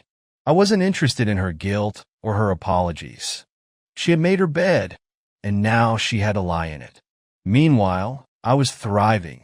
My business continued to grow, and with each success, I felt lighter, more liberated. The control Megan once had over me, emotionally, mentally, was gone. I wasn't weighed down by her criticisms or her constant need to undermine everything I wanted to do. Evan and Lauren adjusted well to the new normal. They were happy, happier than I'd seen them in a long time. Our home became a place of laughter again, free from the tension that had suffocated us for so long. I spent more time with them, real quality time, without Megan's constant interruptions or snide remarks. I was finally able to be the dad I wanted to be, not the one she tried to mold me into. There were moments when I'd catch myself thinking about how things had played out, how Megan's life had spiraled downward while mine had taken off. I didn't feel sorry for her. Not one bit. She had made her choices, and this was the consequence. For me, it was a new beginning, a fresh start. The toxic marriage that had once defined me was nothing but a memory now. And as I looked ahead, I knew that my life, my business, my relationship with my kids, and the peace I had found was mine to control. No one else's. Megan had lost everything, but I had gained something far more valuable: my freedom. Welcome back to Cheating Tales Lab. We're so glad you're here. We've got an incredible story lined up for you today, and we hope it keeps you on the edge of your seat. Let's jump right into the story. Preston Fowler's fingers drummed an impatient rhythm on the steering wheel as he navigated through the congested streets of downtown. At 45, the architect had built a reputation for innovative, sustainable designs, but today his mind was consumed by the eco-friendly skyscraper project that was eating up his time and sanity in equal measure. As he pulled into the driveway of his suburban home, the tension in his shoulders eased slightly. The front door swung open before he could reach for his keys. Jessica, his wife of 20 years, practically bounced out to greet him, her enthusiasm seeming oddly out of place. "Preston, darling, you're home early," she chirped, her eyes gleaming with an intensity that made him pause. He glanced at his watch. "It's past 8, Jess." "Oh, is it?" She laughed, the sound a touch too high. "I guess I lost track of time. How was your day?" Preston raised an eyebrow, curiosity momentarily overriding his exhaustion. "Same as always. Meetings, revisions, more meetings." "You seem chipper." Jessica's smile widened. "I have a surprise for you," she said, practically vibrating with excitement. "A surprise?" Preston echoed, his fatigue-addled brain struggling to keep up. "Meet me at the Regal Hotel tomorrow at 7 p.m. Don't be late." The enthusiasm in her voice felt off, like a discordant note in a familiar melody. But Preston, his mind still half occupied with work concerns, simply nodded. "All right," he said, stepping past her into the house. "I'll be there. Now, if you don't mind, I need a shower." As the hot water pounded against his back, Preston's thoughts drifted. Their marriage had been distant lately, true. The passion that once burned between them had cooled to embers. But he'd been working hard, building a future for them both. Surely Jessica understood that? He stepped out of the shower, wrapping a towel around his waist. Jessica was nowhere to be seen. Probably already asleep, he thought. Or pretending to be. He sighed, the weight of unspoken words hanging heavy in the air. The next evening, Preston arrived at the Regal Hotel precisely at 7 p.m., a bouquet of roses in hand. The concierge, a young man with a polite smile, directed him to a suite on the top floor. "Enjoy your evening, sir," the concierge said, a hint of knowing in his voice that made Preston's skin prickle. As the elevator ascended, a mix of anticipation and unease settled in his stomach. What was Jessica playing at? Was this her way of rekindling their romance? He knocked on the suite door, straightening his tie with his free hand. The door swung open to reveal Jessica, but she wasn't alone. A man Preston had never seen before stood behind her, a smug grin plastered across his face. "Hello, Preston," Jessica said, her voice devoid of warmth. "You're right on time. Always so dependable." Preston's eyes darted between Jessica and the stranger. "What's going on here, Jess?" Jessica's lips curled into a cruel smile. "Meet Antonio, my high school sweetheart." "Your surprise is this. I'm leaving you." Preston stood frozen, his mind refusing to process the words. Antonio sauntered forward, draping his arm around Jessica's waist. "Thanks for keeping her warm for me, chump," Antonio sneered, his eyes gleaming with malicious glee. Jessica's eyes, once warm and loving, now held only cold contempt. She tossed an envelope at Preston's feet. "Divorce papers. I've already transferred your retirement funds to my account." She paused, savoring the shock on Preston's face. "Oh, and here's a one-way ticket to Alaska. Why don't you go cool off?" The roses slipped from Preston's grasp, scattering across the plush hotel carpet. He stared at the fallen flowers, his mind reeling. "You can't be serious," he said, his voice barely above a whisper. Antonio laughed, the sound grating on Preston's nerves. "Oh, she's dead serious, buddy. You snooze, you lose." Preston's shock began to give way to anger. He took a step forward, his fists clenching at his sides. "You think you can just throw away 20 years of marriage? For this high school fling?" Jessica's eyes narrowed. "Watch it," Preston, don't make a scene. It's over. Accept it and move on. Move on. Preston's voice rose. You've stolen my money, my future, and you expect me to just move on? Antonio stepped between them, his chest puffed out. You heard the lady. It's over. Now why don't you take that ticket and disappear? Before things get unpleasant. Preston's eyes locked with Jessica's. For a moment, he searched for any sign of the woman he'd loved for 2 decades. He found nothing but cold indifference. You'll regret this, he said, his voice low and steady. Both of you. He turned on his heel and walked out, leaving the roses scattered on the floor behind him. Days blurred together as Preston grappled with the betrayal. He found himself sitting in his lawyer's office, the tasteful decor a stark contrast to the chaos in his mind. Cameron Schneider, a sharp-eyed attorney with a reputation for ruthlessness in divorce cases, reviewed the situation. Preston, I've got good news and bad news, Cameron said, leaning back in his leather chair. The good news is, the transfer of your retirement funds was illegal. We can sue for fraud. Preston leaned forward, a glimmer of hope in his eyes. And the bad news? Cameron's expression turned grim. Jessica's filed for divorce, citing irreconcilable differences. She's moving fast, trying to get ahead of us. Preston's jaw clenched, his eyes hardening. She's the one with differences, like preferring her high school fling to her husband of 2 decades. I understand you're angry, Preston, Cameron said, his tone measured. But we need to approach this strategically. Emotion won't win this battle. Preston nodded, forcing himself to take a deep breath. You're right. What's our next move?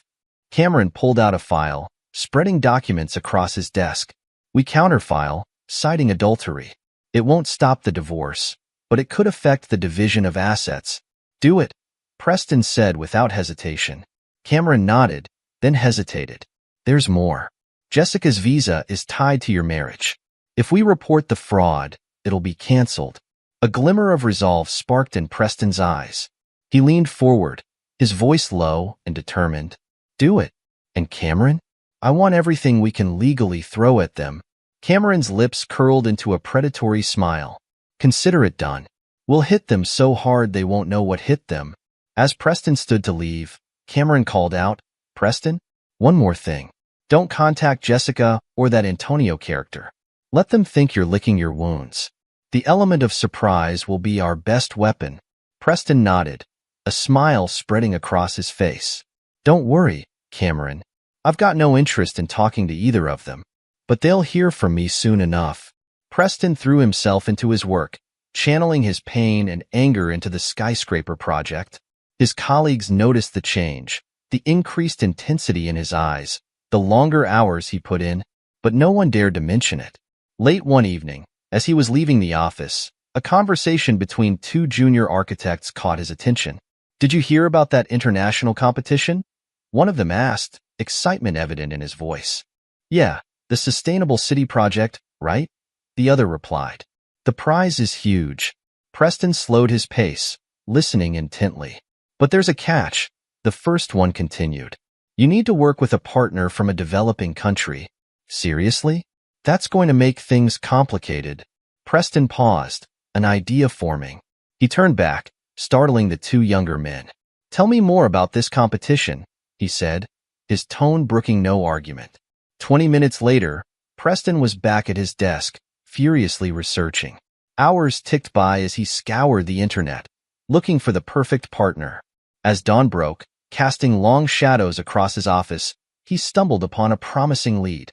A talented but unknown architect in Jessica's home country. A smile spread across Preston's face. 2 birds, 1 stone, he muttered, reaching for his phone to make travel arrangements. As he booked his flight, Preston's mind raced with possibilities. This wasn't just about winning a competition anymore. It was about rebuilding his life and exacting justice. Jessica and Antonio had tried to break him, but they'd only succeeded in unleashing a side of him they never knew existed. He pulled up Jessica's social media profiles, noting with disgust the lovey-dovey photos she'd already posted with Antonio. Enjoy it while it lasts, he muttered, his fingers hovering over the keyboard. For a moment, he considered leaving a scathing comment. But no, that would tip his hand. Instead, he closed the browser and pulled up his email. He had work to do, plans to make.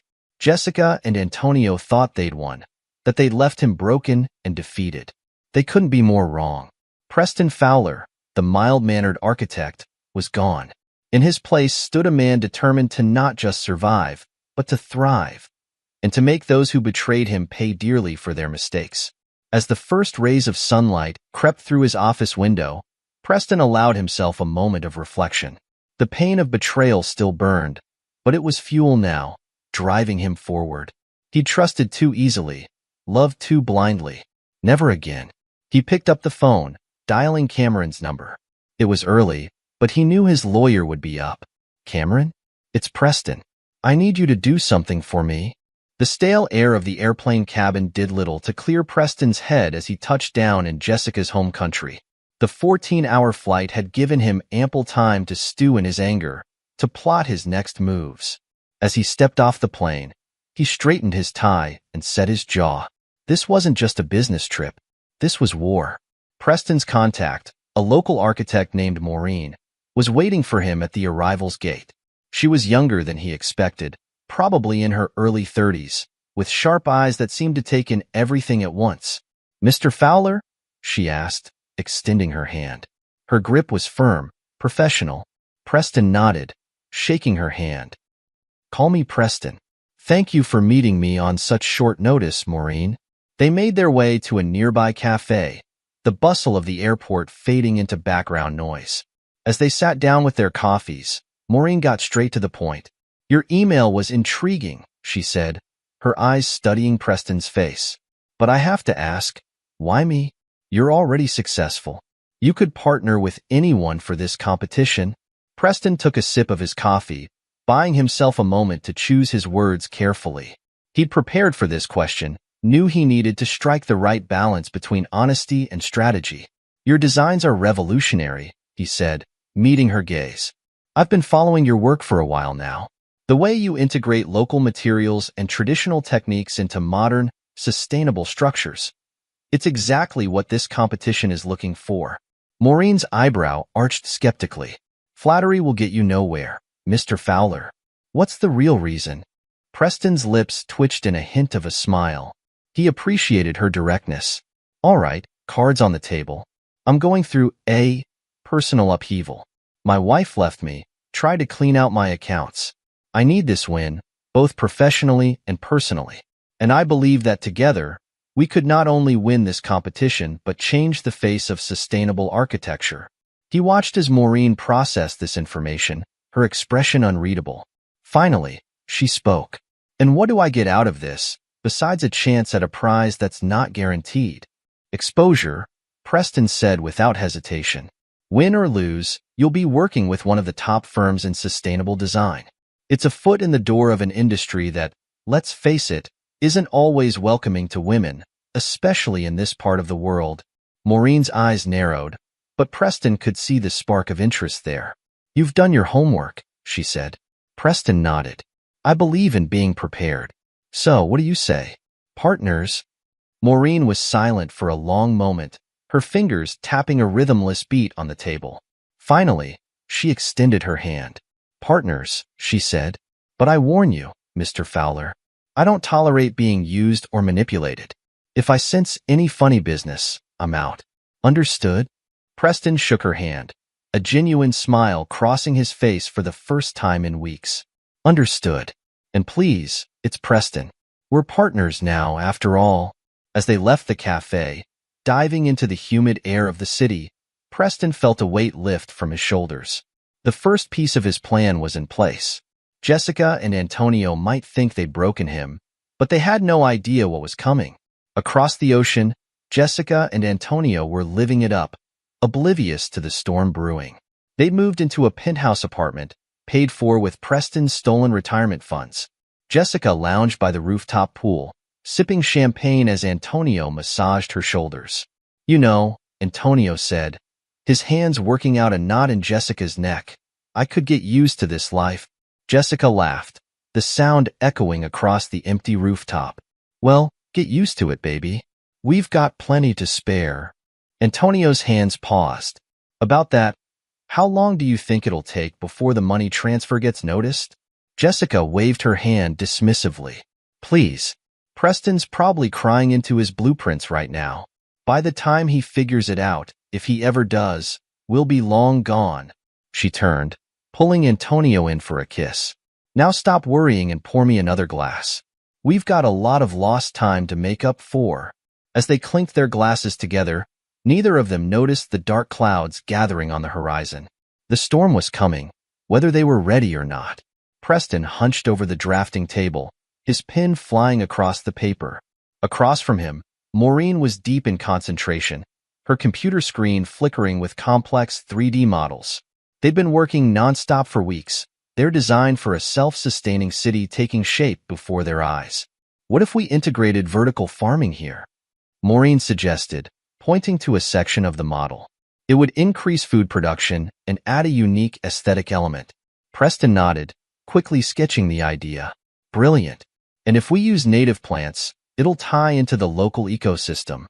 Their partnership had flourished beyond Preston's wildest expectations.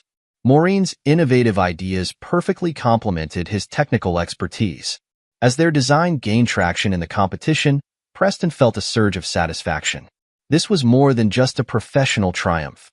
It was the first step in his plan for revenge. But even as he threw himself into the project, Preston hadn't forgotten about Jessica. In his spare moments, he'd been discreetly gathering information about her past and her home country. Every scrap of intel was carefully filed away, ammunition for the battle to come. His phone buzzed, Cameron's name flashing on the screen. Preston excused himself, stepping out onto the balcony of their rented workspace. Cameron, what's the news? His lawyer's voice crackled over the line.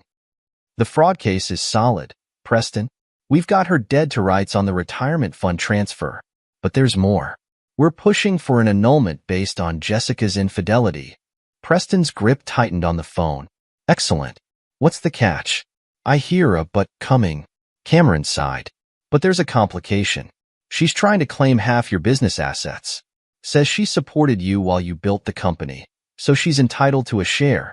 Preston's eyes narrowed, his free hand clenching into a fist. Not for long, she's not. What are you planning, Preston? Cameron asked, a note of concern in his voice. Don't worry about it, Preston said. Just keep the legal pressure on. I'll handle the rest. He ended the call, his mind already racing. Jessica thought she could take half his company? She had another thing coming. Over the next few days, Preston initiated a series of careful maneuvers. He restructured his company, moving assets into protected trusts and offshore accounts. It was all perfectly legal, if a bit ethically gray. But Preston was past caring about ethics. This was about survival. As he worked, he kept one eye on the competition. Their design was gaining attention, industry insiders whispering about the Dark Horse team that was shaking things up. Preston allowed himself a smile. Let Jessica and Antonio think they'd won. The game was just beginning. Jessica frowned at the bank statement, her manicured nail tapping against the screen of her tablet. Antonio, she called, her voice sharp. Come look at this. Antonio sauntered in from the bedroom, still buttoning up his silk shirt. What is it, babe? The money, Jessica said, thrusting the tablet at him. It's not all there. Antonio's brow furrowed as he looked at the numbers. What do you mean? Did you spend more than you thought? Jessica shot him a glare. Don't be stupid. I know exactly how much I've spent. This is something else. She paced the room, her mind racing. It's Preston. It has to be. That sneaky bastard is up to something. Antonio flopped onto the couch, looking unconcerned. So what? We still have plenty. And by the time he figures out how to get it back, we'll be long gone. Jessica whirled on him, her eyes flashing. You don't get it, do you? This isn't just about the money. It's about winning. And I refuse to let that pathetic excuse for a man beat me. She grabbed her phone, furiously tapping out a message. We need to hit back. Hard. What are you thinking? Antonio asked, a hint of nervousness creeping into his voice. Jessica's lips curved into a cruel smile. Preston's always been so proud of his precious skyscraper project. What if something were to go wrong? Over the next few days, Jessica and Antonio launched their counterattack. They spread rumors about structural instabilities in Preston's eco-friendly skyscraper, whispering to investors and city officials about potential safety hazards. But Preston was one step ahead. He'd anticipated their move, had been preparing for it since the moment Jessica betrayed him. Every stage of the project had been meticulously documented, every safety measure triple-checked and verified by independent experts. When the rumors reached fever pitch, Preston calmly presented his evidence. Blueprints, safety reports, material analyses, all laid out in a press conference that left no room for doubt. The attempted sabotage backfired spectacularly, damaging Jessica and Antonio's credibility instead. As Preston wrapped up the press conference, fielding questions from reporters with ease, his phone buzzed. It was a message from Maureen. Saw the news. Nicely done. But we've got work to do. Competition deadlines coming up. Preston allowed himself a small smile as he texted back. On my way. Let's show them what real innovation looks like. Across town, Jessica threw her phone against the wall, watching with satisfaction as it shattered. That bastard, she seethed. How does he always stay one step ahead? Antonio, lounging on the couch, barely looked up from his magazine. Maybe it's time to cut our losses, babe. We've still got enough. Enough? Jessica interrupted, her voice rising to a shriek. It's not about enough. It's about winning. And I refuse to let Preston win. She stormed over to the liquor cabinet, pouring herself a generous glass of scotch. As she drank, her mind raced. The money was dwindling faster than she'd anticipated. Preston was outmaneuvering her at every turn. She needed to act fast. We need to speed up the divorce proceedings, she said, more to herself than to Antonio. Secure what assets we can before Preston can protect them all. Antonio finally looked up, a hint of concern in his eyes. Jess, maybe we should. Shut up, Jessica snapped. I'm not asking for your opinion. Just do as I say. Got it?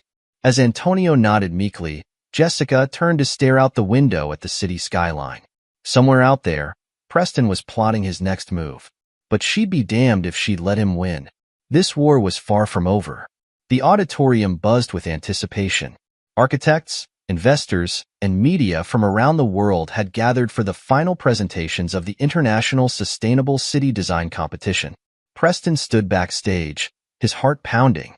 Months of work, sleepless nights, and relentless planning had led to this moment. Maureen approached, her face a mask of calm determination. Ready? Preston nodded, straightening his tie. Born ready. As they waited for their turn, Preston's eyes scanned the audience. His breath caught in his throat as he spotted two familiar faces. Jessica and Antonio sat near the back, whispering to each other and smirking. They'd come to gloat, no doubt expecting him to fail. Looks like we have some unexpected guests, Maureen muttered, following Preston's gaze. Preston's jaw clenched. Good. Let them watch. Next up, presenting their design for a self-sustaining urban ecosystem, Preston Fowler and Maureen Kigali. The announcer's voice boomed. As they took the stage, Preston locked eyes with Jessica for a brief moment. Her smug smile only fueled his determination. He turned to the judges, his voice steady and confident as he began their presentation. Ladies and gentlemen, what you're about to see isn't just a city. It's a living, breathing ecosystem that will revolutionize urban living. For the next 30 minutes, Preston and Maureen laid out their vision. They detailed the vertical farms integrated into residential towers, the revolutionary waste management system that turned garbage into energy, and the network of green spaces that served both recreational and environmental purposes. As Maureen explained the cultural aspects of their design, Preston glanced at Jessica and Antonio. Their smiles had faded, replaced by looks of growing unease. The judges peppered them with questions, which Preston and Maureen fielded with ease. Their preparation paid off as they addressed every concern and elaborated on the finer points of their design. As they concluded, the audience erupted into applause. Preston allowed himself a small smile. They'd nailed it. Hours later, after all the presentations were complete, the judges returned to announce the winner. After careful deliberation, the head judge began. We are pleased to announce that the winner of this year's International Sustainable City Design Competition is Preston Fowler and Maureen Kigali. The auditorium exploded with cheers. Preston and Maureen embraced, both of them grinning from ear to ear. As they made their way to the stage to accept their award, Preston caught sight of Jessica and Antonio slinking towards the exit, their faces twisted with anger and disappointment. The next hour was a whirlwind of congratulations, interviews, and handshakes. Preston's phone buzzed constantly with messages from colleagues and potential clients. This win wasn't just a personal triumph, it was a game-changer for his career. As the crowd began to thin, Preston spotted Jessica making her way towards him. Her face was a mask of false cheer, but he could see the calculation in her eyes. "Preston, darling," she called, her voice sickly sweet. "Congratulations on your win. I always knew you had it in you." Preston turned to face her, his expression cold. "Save it, Jessica. We both know you came here hoping to see me fail." Jessica's smile faltered. "Now, that's not fair." "You what?" Preston interrupted. "Thought you'd swoop in and take credit? Try to weasel your way back into my life now that I'm successful again." He leaned in close, his voice low. "Let me make this clear. You're nothing to me now. Nothing but a mistake I'm in the process of erasing." Jessica's face contorted with rage. "You bastard. You think you've won? This isn't over." Preston smiled, a cold, ruthless expression that made Jessica take a step back. "Oh, it's far from over. But trust me, you won't like how it ends." He turned his back on her, rejoining Maureen and a group of investors who were eagerly discussing future projects. As he engaged in the conversation, Preston could feel Jessica's glare boring into his back. But for the first time since her betrayal, he felt nothing but satisfaction. The tables had turned, and Jessica was about to learn just how badly she'd miscalculated. The courthouse loomed before Preston, a monument to justice that would soon become the stage for his final act of retribution. He straightened his tie, his face a mask of calm determination as he climbed the steps. Inside, he found Cameron waiting, a thick briefcase in hand. "Ready for this?" the lawyer asked, his eyes gleaming with anticipation. Preston nodded. "More than ready. Let's finish this." They entered the courtroom, the wooden doors creaking ominously behind them. Jessica and Antonio were already there, huddled with their lawyer. Jessica shot Preston a venomous glare as he took his seat, but he ignored her, focusing instead on the task at hand. The judge entered, and the court fell silent. "We're here today in the matter of Fowler versus Fowler," she announced, her voice echoing in the hushed room. "Mr. Schneider, you may present your case." Cameron stood, his presence commanding the room. "Your Honor, what we have here is not just a simple divorce case. This is a story of betrayal, fraud, and malicious intent." Over the next hour, Cameron laid out their case with surgical precision. He presented evidence of Jessica's infidelity, complete with time-stamped photos and hotel receipts. He detailed the illegal transfer of Preston's retirement funds, showing bank statements and tracing the money trail.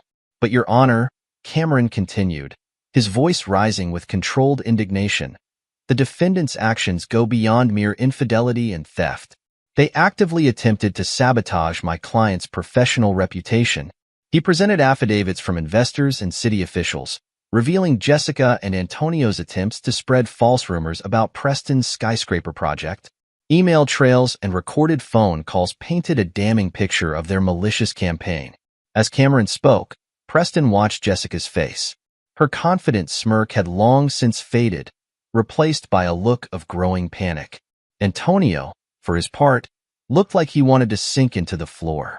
"Furthermore, Your Honor," Cameron said, producing a final set of documents, "we have evidence of the defendant's past indiscretions in her home country.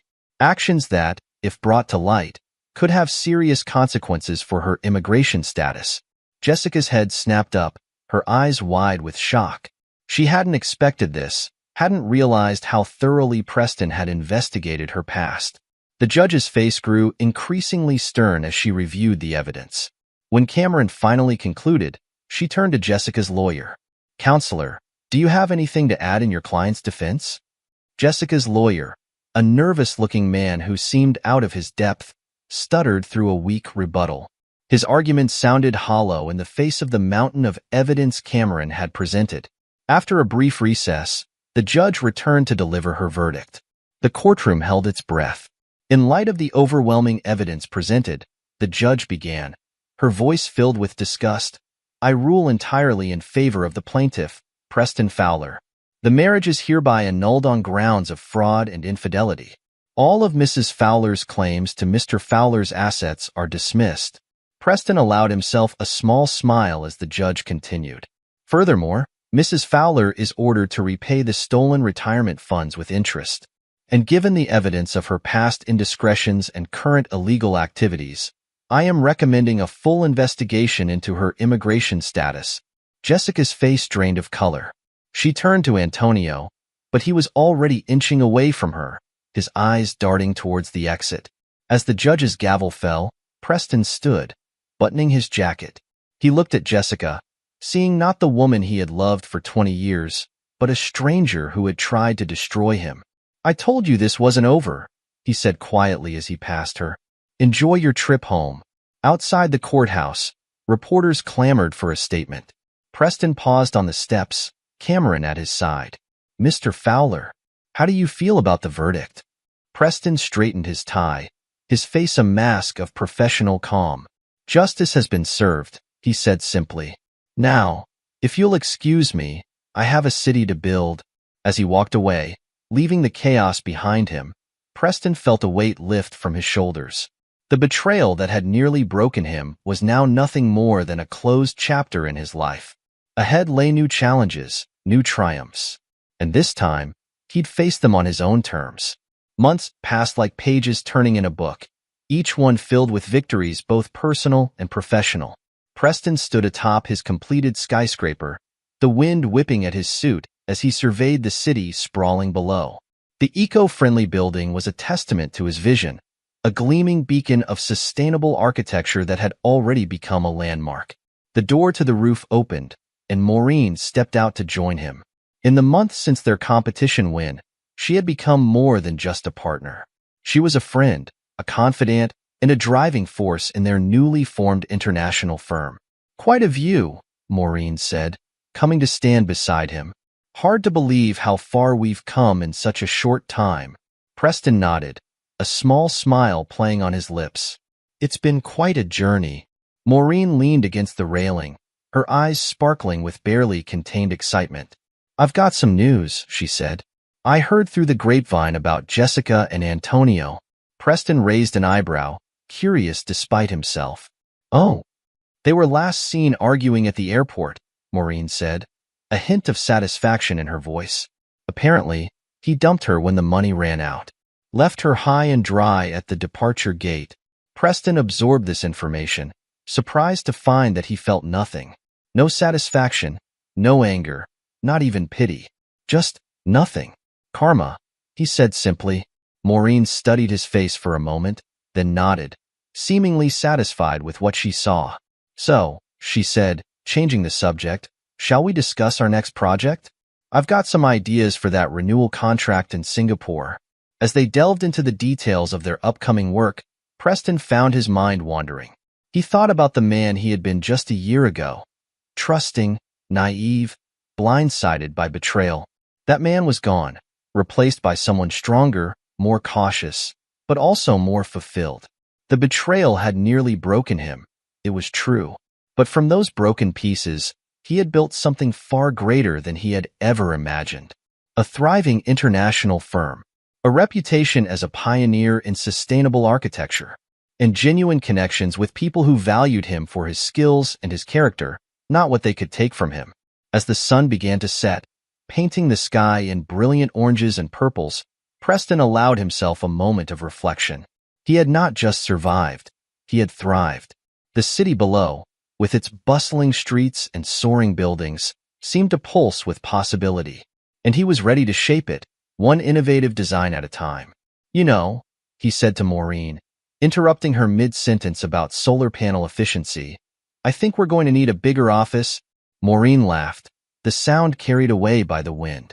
Dreaming big again. Are we? Preston smiled, a genuine, warm expression that reached his eyes. Always, he said. After all, why stop now? As they turned to head back inside, Preston cast one last look at the city skyline. The past was behind him, a closed book. Ahead lay endless possibilities, a future limited only by his imagination and will.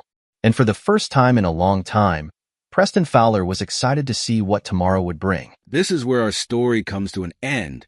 Share your thoughts in the comment section. Thanks for your time. If you enjoy the story, please subscribe to this channel. Click on the video you see on the screen, and I will see you there.